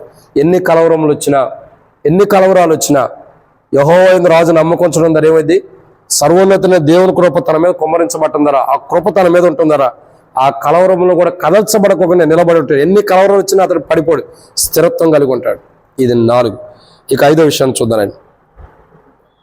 5వ మాట మనం జాగ్రత్తగా గమనించినట్టయితే ప్రియులారా, 5వ మాట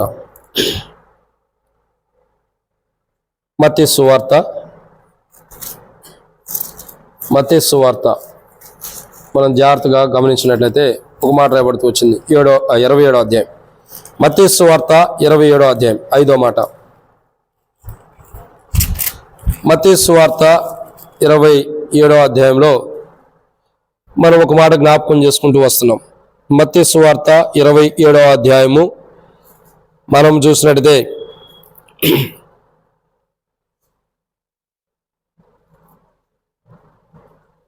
24వ వచనం. పిలాతు అల్లరి ఎక్కువచ్చున్నది గాని తన వల్ల ప్రయోజనం ఏమీ లేదని గ్రహించి నీళ్లు తీసుకొని జనసమూహం ఎదుట చేతులు కడుక్కొని, ఈ నీతిమంతుని రక్తమును గురించి నేను నిరపరాధిని, మీరే చూచుకునని చెప్పిను. అందుకు ప్రజలందరూ వారి రక్తం మా మీదను మా పిల్లల మీదను ఉండును గాకనిరి. అప్పుడు అతడు వారు కోరినట్టు బరబ్బను వారికి విడుదల చేసి యేసును కొరడాలతో కొట్టించి సిలువ నప్పగించెను. ఈ మాటకు అర్థం ఏంటంటే, ఒక రాజుకి ఈ లోకంలో వచ్చేది ఏంటంటే మత్తయి సువార్త 27వ అధ్యాయం మనకు ఒక రాజుకు వచ్చే పరిస్థితులు ఏంటి? 24, 25, 26 వచనాల్లో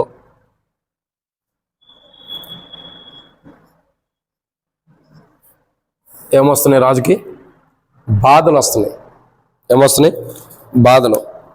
చూడండి, యేసుక్రీస్తు ప్రభువారికి వచ్చినాయి, ఆయన జయించగలుగుతూ వచ్చాడు. సహజంగా ఒక రాజుకి ఏమొస్తున్నాయి?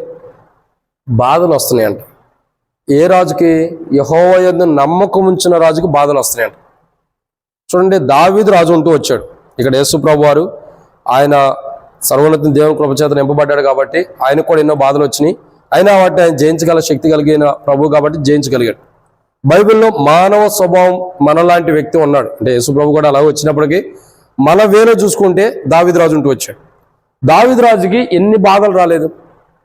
ఎన్ని బాధలు! సొంత కొడుకే దావీదు రాజుని చంపాలనుకున్నాడు.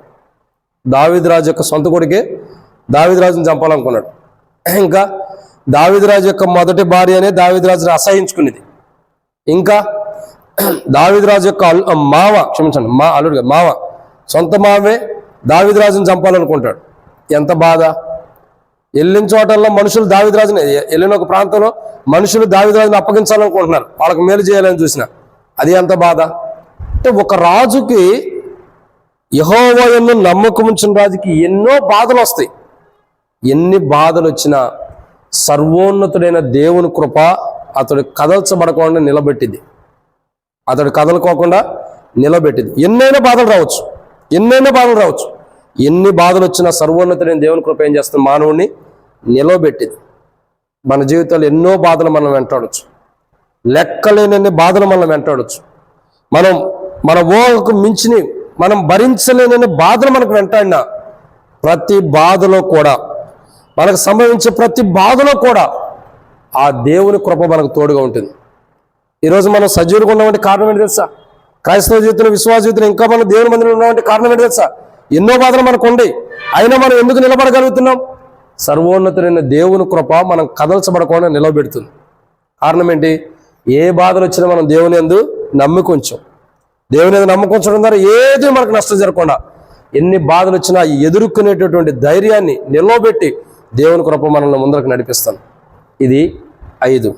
కాబట్టి యెహోవా యందు నమ్మకం ఉంచిన రాజుకి బాధలు వస్తాయి. ఆ బాధల్లో కూడా సర్వోన్నతుడైన దేవుని కృప అతనికి తోడుగా ఆ బాధలను బట్టి అతడు కొట్టుకుపోకుండా నిలబెట్టింది, కదలకోకుండా నిలబెట్టింది.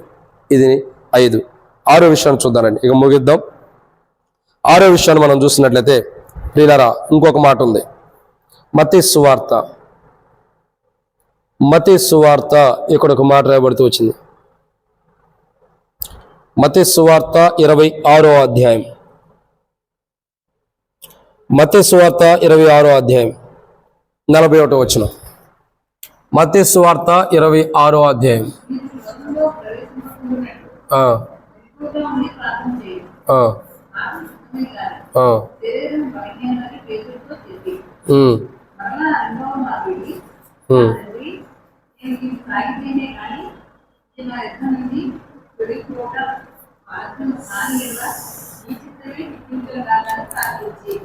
దేవుని యొక్క వాక్యం చెప్పే మాట ఏంటంటే, యెహోవా యందు నమ్మకం ఉంచిన రాజుకి ఏం జరుగుతుంది? ఆ రోజుగా యుద్ధాలు ఉంటాయి. ఏముంటాయండి? యుద్ధములు. దేవుని యందు నమ్మకం ఉంచిన రాజుకి అనేకమైన యుద్ధాలు ఉంటాయి. ఏ యుద్ధంలో కూడా రాజు ఓటమి పాలు పొందడు. ఏ యుద్ధంలో కూడా రాజు ఓటమి పొందడు. ఎందుకని? యెహోవా యందు నమ్మకించాడు. ఒక క్రైస్తవుడు ప్రతిరోజు ఏ విషయాలు యుద్ధం చేస్తాడు? మీరు చెప్పండి.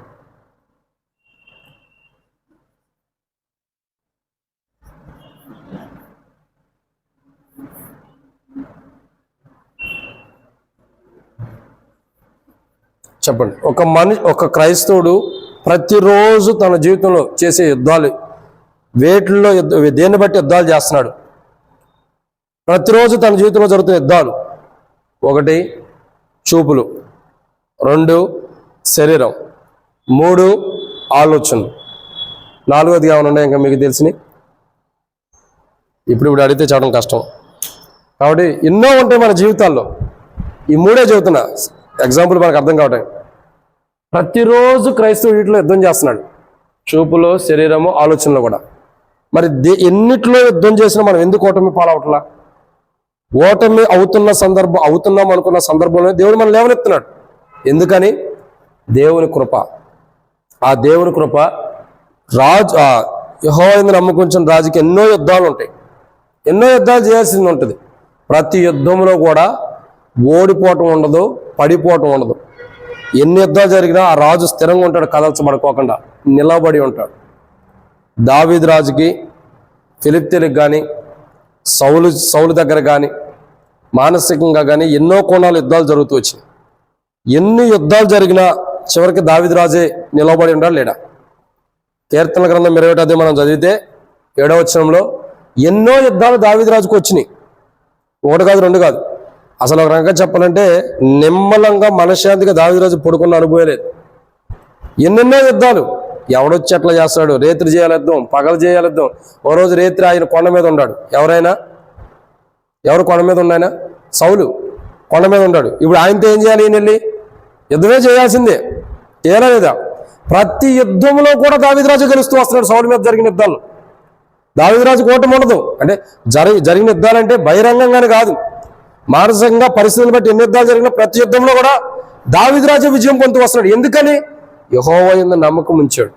అర్ధరాత్రి యుద్ధమైన, పగల యుద్ధమైన, మధ్యాహ్న కాలం యుద్ధమైన, సాయంకాలం యుద్ధమైన, ప్రతి ఉదయం యుద్ధమైన, ప్రతి యుద్ధంలో కూడా దావీదు రాజే విజయం. సౌలు ఎన్ని ఆలోచనలు కలగకుండా, ఏ టైంలో ఏ ఆలోచన కలగకుండా ప్రతి ఆలోచనలో కూడా దావీదు రాజుదే యుద్ధం, విజయం. ఎందుకని? యెహోవా యందు నమ్మకం ఉంచాడు. ఒక క్రైస్తవుడు ఎన్నో విషయాల్లో యుద్ధం చేస్తూ వస్తాడు. ప్రతి యుద్ధంలో కూడా దేవుని యందు నమ్మకం ఉంచిన క్రైస్తవుడికి దేవుని కృప తోడుగా ఉండి యుద్ధంలో ఓటమి రాకుండా, యుద్ధంలో అతడు కదల్చబడకోకుండా, కూలిపోకుండా ఆ కృప, ఆ యుద్ధంలో ఉన్న ప్రతిరోజు యుద్ధం చేస్తున్న క్రైస్తవుడికి దేవుని కృప తోడుగా ఉండి కదల్చబడకుండా స్థిరత్వం కలిగి నిలబెడుతుంది. ఎందుకని? ఎన్ని యుద్ధాలు వచ్చినా మన జీవితంలో ఈరోజు ప్రతి క్రైస్తవుడు ఎన్నో యుద్ధాలు చేస్తూ వస్తాం. మనం ఉదయం లేచిన కానీ రాత్రి పడుకునేంత ప్రతి యుద్ధంలో కూడా దేవుని కృప మనకు తోడుకొని మనం పడిపోకుండా నిలబెడుతుంది. ఇది ఎన్నో మాట? ఇది 6. 7వ విషయాన్ని చూద్దానండి. 7వ విషయాన్ని మనం చూసినట్లయితే ఇక్కడ ఒక మాట ఉంది. మత్తయి సువార్త 26వ అధ్యాయం. మత్తయి సువార్త 26వ అధ్యాయం. మత్తయి సువార్త 26వ అధ్యాయము 45వ వచనం. మత్తయి సువార్త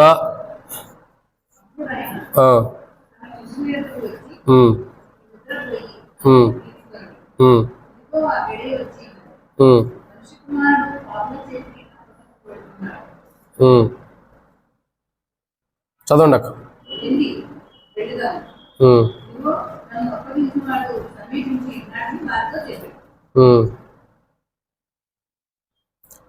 చదవటం ఆపకూడదు. ఇక్కడ రాయబడినటువంటి ఒక మాట ఏంటంటే, చివరిగా రాయబడిన మాట, అనేక రకమైన పరిస్థితులు వచ్చిన, ఒకటి యెహోవా యందు నమ్మకం ఉంచిన రాజుకి శోధనలు వస్తాయి, అయినా కదల్చబడకుండా దేవుని కృపను బట్టి నిలబడతాడు.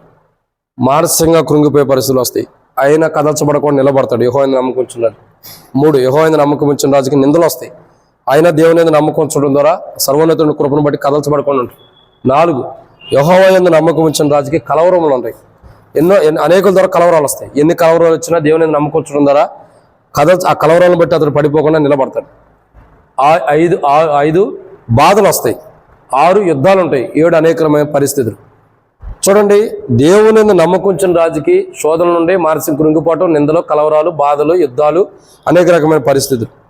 ఈ 7 అంతల అనుభవంలో ఆ వ్యక్తి యెహోవా యందు నమ్మకం ఉంచాడు కాబట్టి దేవుని కృప మానవుడికి ఏం చేస్తుంది? ఎన్ని పరిస్థితులు, అనేక రకమైన పరిస్థితులు ఎదురైనా దేవుని కృప, యెహోవా యందు నమ్మకం ఉంచడం ద్వారా దేవుని కృప మానవుడికి ఏం చేస్తుంది? ఇప్పుడు చదవండి. కీర్తనల గ్రంథం 21వ అధ్యాయం. కీర్తనల గ్రంథం 21వ అధ్యాయం 7వ వచనం. ఏలైనగా రాజు యెహోవా యందు నమ్మకం ఉంచున్నాడు, సర్వోన్నతుడి కృపచేత అతడు కదలకుండా నిలుచును. నీ హస్తం నీ శత్రువులందరికీ చిక్కించుకొను, నీ దక్షిణ హస్తం నేను దేశించు వారిని చిక్కించుకొను.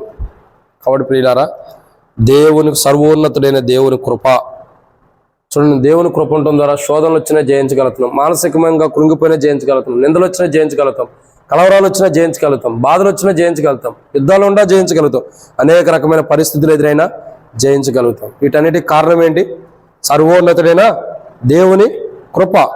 ఈరోజు నా జీవితాల్లో సర్వోన్నతుడైన దేవుని కృప తోడుగా ఉంటుందరా మానవుడి జీవితంలో ఇవన్నీ జయించవచ్చు. సర్వోన్నతుడైన దేవుని కృప భూమి మీద ఉంది కాబట్టి వీటన్నిటిని మనం జయించవచ్చు. సర్వోన్నతుడైన దేవుని కృప భూమి మీద ఉన్న దేవుని కృప ద్వారా ఇవన్నీ మనం జయించాలంటే మనకేం కావాలా? యెహోవా యందు నమ్మకం ఉంచాలి. ఏం చేయాలా? యెహోవా యందు, దేవుని యందు నమ్మకం ఉంచితే దేవుడు తన కృపను మనకిస్తాడు. తన కృపను మనకి ఇవ్వటం ద్వారా ఎన్ని శోధనలు వచ్చినా మనం కొట్టుకుపోం, నిలబడి వాటిని ఎదుర్కొంటాం. మానసికంగా ఎన్ని పరిస్థితులు మనం కృంగదీసినా దేంట్లోనూ కొట్టుకుపోం. మానసికమైన పరిస్థితిని బట్టి నిలబడి వాటిని జయిస్తాం. ఎన్నో నిందలు వస్తాయి, అయినా నిలబడతాం. దేవుని కృప మనం తోడుకుంటాం ద్వారా అన్నిటిని చేస్తాం. ఎన్నో కలవరాలు ఉంటాయి, ఎన్ని కలవరాలు ఉంటాయి. దేవుని మీద నమ్మకం ఉంచుకున్నారు ఏమవుతుంది? దేవుని కృప మనం తోడుకుంటాం ద్వారా కలవరాలు అన్నిటిని చేయించుకుంటాం. కలవరాలు మనల్ని దాటి వెళ్ళిపోవాలి, కానీ మనం కలవరంలో కూడా కొట్టుకుపోం. ఎన్నో బాధలు వస్తాయి, యెహోవా యందు నమ్మకం ఉంచడం ద్వారా. ఎన్నో బాధలు వచ్చినా ఆ యెహోవా యందు నమ్మకం ఉంచుతాం కాబట్టి దేవుని కృప మనం తోడుకుంటాం ద్వారా.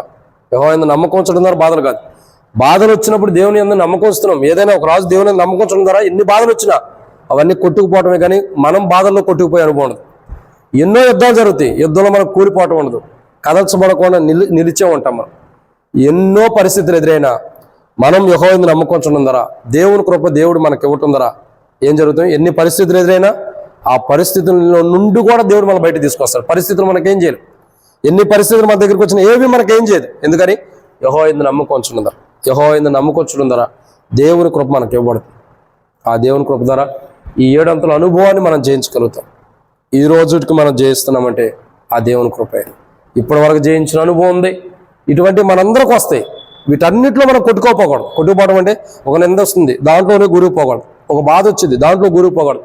ఒక కలవరం వచ్చింది, దాంట్లో కూరుకుపోకూడదు. ఇంకా సాతానుడు అనేక విధానాల్లో ఇంకా మానసికంగా కృంగదీస్తాడు. కృంగిపోయిన స్థితిలో ఉండకూడదు. చూడండి, నీకెన్ని శోధనలు వచ్చినా దేవుని యందు నమ్మకం ఉంచు. ఎంతగా మానసిక కృంగిపోయినా దేవుని యందు నమ్మకం ఉంచు. ఎన్ని నిందలు నీ మీదకి వచ్చినా దేవుని యందు నమ్మకం ఉంచు. ఎన్ని కలవరాలు నీ దగ్గరకు వచ్చినా దేవుని యందు నమ్మకం ఉంచు. ఎన్ని బాధలు నీ దగ్గరకు వచ్చినా దేవుని యందు నమ్మకం ఉంచు. ఎన్ని యుద్ధాలు నీ జీవితంలో జరుగుతున్నా దేవుని యందు నమ్మకం ఉంచు. ఎన్ని పరిస్థితులు నీకు ఎదురవుతున్నా దేవుని యందు నమ్మకం ఉంచు. ఎందుకు? నువ్వు దేవుని యందు నమ్మకం ఉంచడం ద్వారా సర్వోన్నతుడైన దేవుని కృప నీకు ఇస్తాడు. ఆ కృప ద్వారా ఇవేవి నిన్నేం చేయలేవు. ఆ కృప ద్వారా అంటే ఆ కృప నీ దగ్గర ఉంటుంది ద్వారా ఇవేవి నిన్నేం చేయలేవు. ఆ కృపే లేకపోతే ఇటన్నిటిలో కొట్టుకుపోతావు. ఏదో ఒక నిందలోనే, ఏదో ఒక బాధలోనే, ఏదో కలవరంలోనే కొట్టుకుపోయి ఏడో తేలుతావు. ఎక్కడో ఉంటావు. అన్న నువ్వు ఎక్కడున్నావు అంటే నేను ఏడు మునిగిపోతున్నాను అంటావు. నువ్వు ఎక్కడ ఉన్నావు అంటే ఏడు మునిగిపోతున్నావు అంటావు. అంటే ఎక్కడెక్కడో తేలుతాం. దేవుని కృప మనకు అవసరమైంది. భూమి మీద ఇంకా కృపాకాలం ఉంది కాబట్టి ఈ పరిస్థితుల్లో 7 అంతల అనుభవం మనం కొట్టుకుపోకుండా నిలబడి ఉన్నాం. ఈ పరిస్థితుల్లో కొట్టుకుపోతే ఏమైంది? నరకమే. కానీ వీటిలో కొట్టుకుపోకుండా ధైర్యంగా దేవుడు మనం నిలబెట్టినందుకు ప్రభు సన్నిధిలో ఇంకా మన జీవితాలు చక్కగా ఉండటానికి, కొట్టుకుపోకుండా స్థిరత్వం కలిగి ఉండటం కొరకై ప్రార్థన చేసుకుందాం. కీర్తన గ్రంథం 21వ అధ్యాయం 7వ వచనం ప్రకారం కదల్చబడకోకుండా దేవుని కృపను బట్టి మనం నిలవబడినట్లుగా, నిలిచి ఉండినట్లుగా, ప్రభా ఇలాంటి నా జీవితంలో ఎదురవుతాయి, ఇప్పటికి ఎదురవుతున్నాయి, వీటిలో నేను కొట్టుకుపోకుండా, వాటిని బట్టి నేను ఆలోచించి కృంగిపోకుండా, కొట్టుకుపోవడం అంటే వాటిలోనే కూరుకుపోయి బయటికి రాలేకపోవడం, ఇక అవే ఆలోచిస్తూ ఉంటాం. ప్రభా అట్లు నా జీవితంలో కొట్టుకుపోయే విధానం, వీటిని బట్టి నేను నష్టపోకుండా వీటన్నిటిని జయించే నీ కృప నాకు అవసరం. కృప ఉంటే ఇవన్నీ జయిస్తాం, నిలబడగలుగుతాం, ధైర్యంగా స్థిరత్వం కలిగి ఉంటాం. ఇటువంటి వాటిని జయించే కృప భూమి మీద ఉంది. ఆ కృపను నువ్వు నాకు అనుగ్రహించు. ఆ కృపను నాకు ఇవ్వాలంటే నీ మీద నేను నమ్మకం ఉంచాను. ఈ రోజు నుంచి నేను నీ మీద నమ్మకం ఉంచున్నా. ఇప్పటివరకు నా జీవితంలో నీ మీద నమ్మకం లేదు కాబట్టి వీటిని అన్నింటిలో నుంచి నేను కోల్పోతూ వచ్చాను. ఇప్పటి నుండి నీ మీద నమ్మకం ఉంచుతున్నా, నాకు అన్నింటిని కాపాడు ప్రభువుని ప్రార్థన చేసుకుందాం. ప్రభే దేవుని మీద నమ్మకం ఉంచడం ద్వారా ఆయన కృప మనకిస్తాడు. 7 అంతల అనుభవం కలిగిన వాటిలో నుంచి మనం కాపాడబడినట్లు ప్రభు మనకు సాయించను గాక ప్రార్థన. మమ్మల్ని మిక్కలికి ఎక్కువగా ప్రేమించిన ప్రియ పరలోకపు తండ్రి, పరిశుద్ధుడైన దేవ వందనాలు. మా జీవితాల్లో మీరు జరిగిస్తూ వచ్చిన ప్రతి మేలుకై వందనాలు. ఎన్నో విషయాల్లో ప్రభా మీరు మీ కృపను కనపరుస్తూ వచ్చారు, స్తోత్రాలు. నిజంగా తండ్రి, రాజు యెహోవా యందు నమ్మకం ఉంచడం ద్వారా కదల్చబడిన విధానాన్ని చూస్తున్నాం. మా జీవితాల్లో ప్రభా మేము మీ మీద నమ్మకం ఉంచినప్పుడు మాకు ఎన్ని నిందలు వచ్చినా, ఎన్ని కలవరాలు వచ్చినా, ఎన్ని బాధలు వచ్చినా, ఎన్ని పరిస్థితులు వచ్చినా, ఎన్ని శోధనలు వచ్చినా, ఎంతగా కృంగిపోయినా, మానసికంగా కృంగిపోయినా ప్రతి దాంట్లో కూడా మేము నిలబడగలుగుతాం. ఒక శోధన, ఒక మానసికంగా కృంగదీసిన విధానాలు, ఒక నిందలు, ఒక బాధ, కలవరం, యుద్ధాలు, పరిస్థితులు ఏవి మాకేం చేయవు. ఏ వచ్చినా వాటిలో మేము నిలబడగలుగుతాం. ఎలాగంటే మీ కృపే. మీ సర్వోన్నతుడైన మీ కృపను మీరు మాకు కనపరచాలంటే భూమి మీద ఉన్న ఆ కృపను మేము పొందుకోవాలంటే మేము మీ యందు నమ్మకం ఉంచాలి. మేము మీ యందు నమ్మకం ఉంచినప్పుడు ఏదైనా మేము పొందుకోగలుగుతాం. ఈరోజు మా జీవితాల్లో వీటిలో మేము కొట్టుకుపోతున్నాం, 700 అనుభవంలో కొట్టుకుపోతున్నాము. మాకు కావాల్సిన మేము పొందుకోకపోవడం కారణం ఏంటంటే మీ యందు నమ్మకం లేకపోవటానికి. ఈరోజు ప్రభా మీ యందు ఎక్కడైతే నమ్మకం లేకుండా క్రైస్తవ జీవితాన్ని జీవిస్తున్నామో మమ్మల్ని క్షమించి రుణం తీర్పులోకి రాకుండా కాపాడండి. చేరిన వారందరినీ దీవించండి. సురేష్ బ్రదర్ని జ్ఞాపకం చేసుకోండి. సురేష్ అన్న ప్రభా మీ సన్నిధిలో తీసుకున్నారు. ఈరోజు భూస్థాపన కార్యక్రమం కూడా అయ్యింది. వందనాలు. తాను విడిచినటువంటి మరి రేసాలగడ్డ హెబ్రోన్ దగ్గర జ్ఞాపకం చేసుకోండి. హరినగర్ తాను విడిచి వెళ్ళిన కుటుంబానికి ఆదరణ దయచేయండి. అక్క కొరకు దేవా, మరి ఇచ్చిన పిల్లల కొరకు 4 కొరకు ప్రార్థన చేస్తున్నాం దేవా. 3 కుమారులు కుమార్తెల కొరకు కూడా ప్రార్థన చేస్తున్నాం. దీవించండి. ఆత్మీయంగా ఇచ్చిన 2 కుమారులు, భౌతికమైన శరీర రక్త సంబంధికులు 2 కుమారుడు కుమార్తె అందరినీ దీవించండి. ఆ కుటుంబాన్ని మీరు కట్టండి. వారి అక్కలు తీర్చండి. ఈ దాసుడు లేని లోటు ఆ కుటుంబానికి తీర్చండి దేవా. తాను ఏదైతే లోకం విడిచిపెట్టి వెళ్ళిపోయాడో లోపటుండా మీరు పిలిచినటువంటి బిడ్డ మీ దగ్గరకు వచ్చాడు. ఇక మీకు సంబంధం లేనిది, మీ సంబంధమైన దాన్ని మీరు తీసేసుకున్నారు.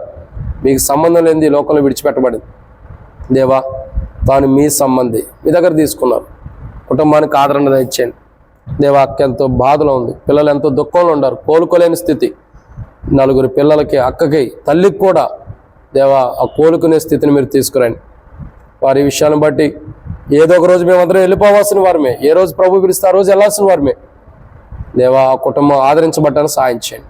ప్రతి ఆదరణ కుటుంబానికి దయచేయండి. ఎప్పుడైనా కూడా జ్ఞాపకం చేసుకుని దీవించండి. బాత్రూమ్స్ కన్స్ట్రక్షన్ జరుగుతున్నాయి, దీవించండి. పరిచయ బాధ్యత వహిస్తున్న వారందరినీ దీవించండి. మీ దాసుడు కొరినంకుల ఆరోగ్యం కొరకు, అదే రీతిలో ప్రభా డేవిడ్ అన్న కొరకు, ఓబేద్ అన్న కొరకు, పీటచరణ్ కొరకు, సోదరుడు వరుణ్ కొరకు ప్రార్థన చేస్తున్న అందరినీ దీవించండి. వారు నన్ను అందరినీ దీవించి ఆరోగ్యాలు తెచ్చండి. అక్కడ ప్రయాసపడి ప్రతి బిడ్డను దీవించండి. ఇక్కడ కూడా ఎలా శ్రద్ధ మందిరం విషయంలో సాయించండి. ఇప్పుడు వరకు తోడుకుంటాను దేవుడి, ఇక ముందు తోడుకుండండి. మందిరం విషయంలో ప్రతి అక్కర తీర్చండి దేవా. మరి గొట్టి మొక్కల బల్ల ఓపెనింగ్ల విషయంలో కూడా సాయించండి. అనేక విషయాలు ప్రార్థన చేస్తున్నాం, సాయించండి. చందీ పరిచర్య కూడా దీవించండి. చింతకుంట, రెడ్డిపల్లి, అత్తునూర, నవాపేట కూడా ప్రార్థన చేస్తున్నాం. దౌలతాబాద్ కూడా ప్రార్థన చేస్తున్నాం. జూబ్లీ హిల్స్ కొరకు కూడా ప్రార్థన చేస్తున్నాం. అక్కడ పరిచర్య కూడా దీవించండి, ముద్రించండి, నీరు కట్టి ఫలింప చేయండి, ద్వారాలు తెరవండి తండ్రి. ఇక్కడ అన్ని పరిస్థితులు కూడా ద్వారాలు తెరవండి. ఇక నా తండ్రి మీరు జ్ఞాపకం చేసుకోండి. రేపల్లె నూతన విషయంలో కూడా జ్ఞాపకం చేసుకుని దీవించండి. ఆ పలు ప్రాంతాల్లో ఉండే బిడ్డలందరినీ దీవించండి దేవా. 24, 25, 26 తారీఖుల్లో వెంకటపాలెంలో స్పెషల్ మీటింగ్లు ఉన్నాయి. దాసుడు నేను జ్ఞాపకం చేసుకోండి. మరి సాల్మన్ అక్కడ సేవ చేస్తున్నాడు కుటుంబం. ఆ మీటింగులు కూడా తోడుకునండి. ప్రతి అక్కర్లు కూడా తీర్చండి. మీ దాసుడు జయరాజన్ రాబోతుండగా ఆ సంఘానికి ఎంతో ఉద్యోగము కదిలింపు మీరు తీసుకురండి ప్రభా. అన్ని విషయాల్లో కూడా ఒక సంఘానికి క్షేమాన్ని తెచ్చాయి. ఇక్కడ కూడా ప్రభా గుడ్ ఫ్రైడే ఈస్టర్ కొరకు కూడా పరిచయలు తోడుకోండి. మాకు రాసిన ప్రదేశాలకు మేము వెళ్ళబోతున్నాం, మా దగ్గర రాబోతున్న వారిని కూడా దీవించండి. ప్రతి సంఘమును కూడా మీరు ఆశీర్వదించమని ఇప్పుడు వరకు ఎన్నో విషయాల్లో తోడుకున్న దేవుడి ఇక ముందు తోడుకున్నామని ఇక్కడ చేరున్న బిడ్డలందరినీ దీవించండి. బైబిల్ స్టడీ రావడం కృపనిచ్చిన వారందరినీ బట్టి స్తోత్రాలు. మీరు కృపలో మీ కృపనిచ్చారు, అందరినీ తీసుకొచ్చారు, మీకు వందనాలు. తిరిగి వెళ్తున్న దీవెని దయచండి. మీ కృపనిచ్చినందుకే వందనాలు చెల్లిస్తూ దేవా. మీ కృప ద్వారా రాబడిన ప్రతి బిడ్డను కూడా దీవించి ఆశీర్వదించి దేవా. మరి మీ అందరి నమ్మకం ఉంచి మీ కృపను, సర్వోన్నతుడైన నీ కృపను పొందుకుని కదలకోకుండా స్థిరులుగా ఈ కుటుంబీకులు ఆత్మీయ జీవితంలో విశ్వాస జీవితంలో ఉన్నట్లు సాయం చేయమని మీకు అపజీవితం ముందున్న సమయంతో దీవించండి. ఒక మనుషుడికి ఎన్ని పరిస్థితులు ఎదురవుతాయి ఈరోజు చూసాం. ఆ పరిస్థితులు ఎన్ని వచ్చినా మీ కృప మాకు తోడుగా ఉండి మేము కదల్చబడ్డాం, నిలబడి ఉంటాం. ఆ కృపే ప్రభు యేసుక్రీస్తు ప్రభు. కాబట్టి ఆయనే మొదట మా కొరకై ఇవన్నీ భరించింది ఆయనే. మేము ఇక నుండి పడిపోకుండా వీటిల్లో కాపాడేది కూడా ఆయనే. కాబట్టి ప్రభు ఆ కృపను బట్టి మేము అన్ని విషయాల్లో ముందరకెళ్తాం. సాయం చేయమని ఇప్పుడు ఎవరు చూపించిన కృపకై వందనాలు చెల్లిస్తూ ఇక ముందు తోడుకుని ప్రతి ఒక్కరు తీర్చమని దేవచ్చేరు వచ్చిన బిడ్డలందరినీ దీవించండి. వారి గృహాలు తిరిగి దేవుని ఆశీర్వాదాలు దయచేయమని మాకు కూడా ఈ దినం ప్రయాణాల పరిచయలు తోడుకున్నందుకు వందనాలు చెల్లిస్తూ ముందున్న సమయంతో దీవించమని ప్రభు యేసుక్రీస్తు నామం పేరటి శ్వాసంతో ప్రార్థిస్తున్నాం తండ్రి. ఆమె తొట్టెలు కొని మనల్ని కాపాడుకును తన మహిమ ఎదుట మహానందంతో నిర్దోషం నిలబెట్టుకును శక్తిగల మన రక్షకుడైన ప్రభు యేసుక్రీస్తు ప్రభు వారి యొక్క కృపయు ప్రేమ సమాధానం ఇప్పుడు నేర్చేరని వారి సరత సంఘం సదాకాలం దేవుని కృప మహిమేశ్వరంతో నడిపించను గాక. ఆమేన్.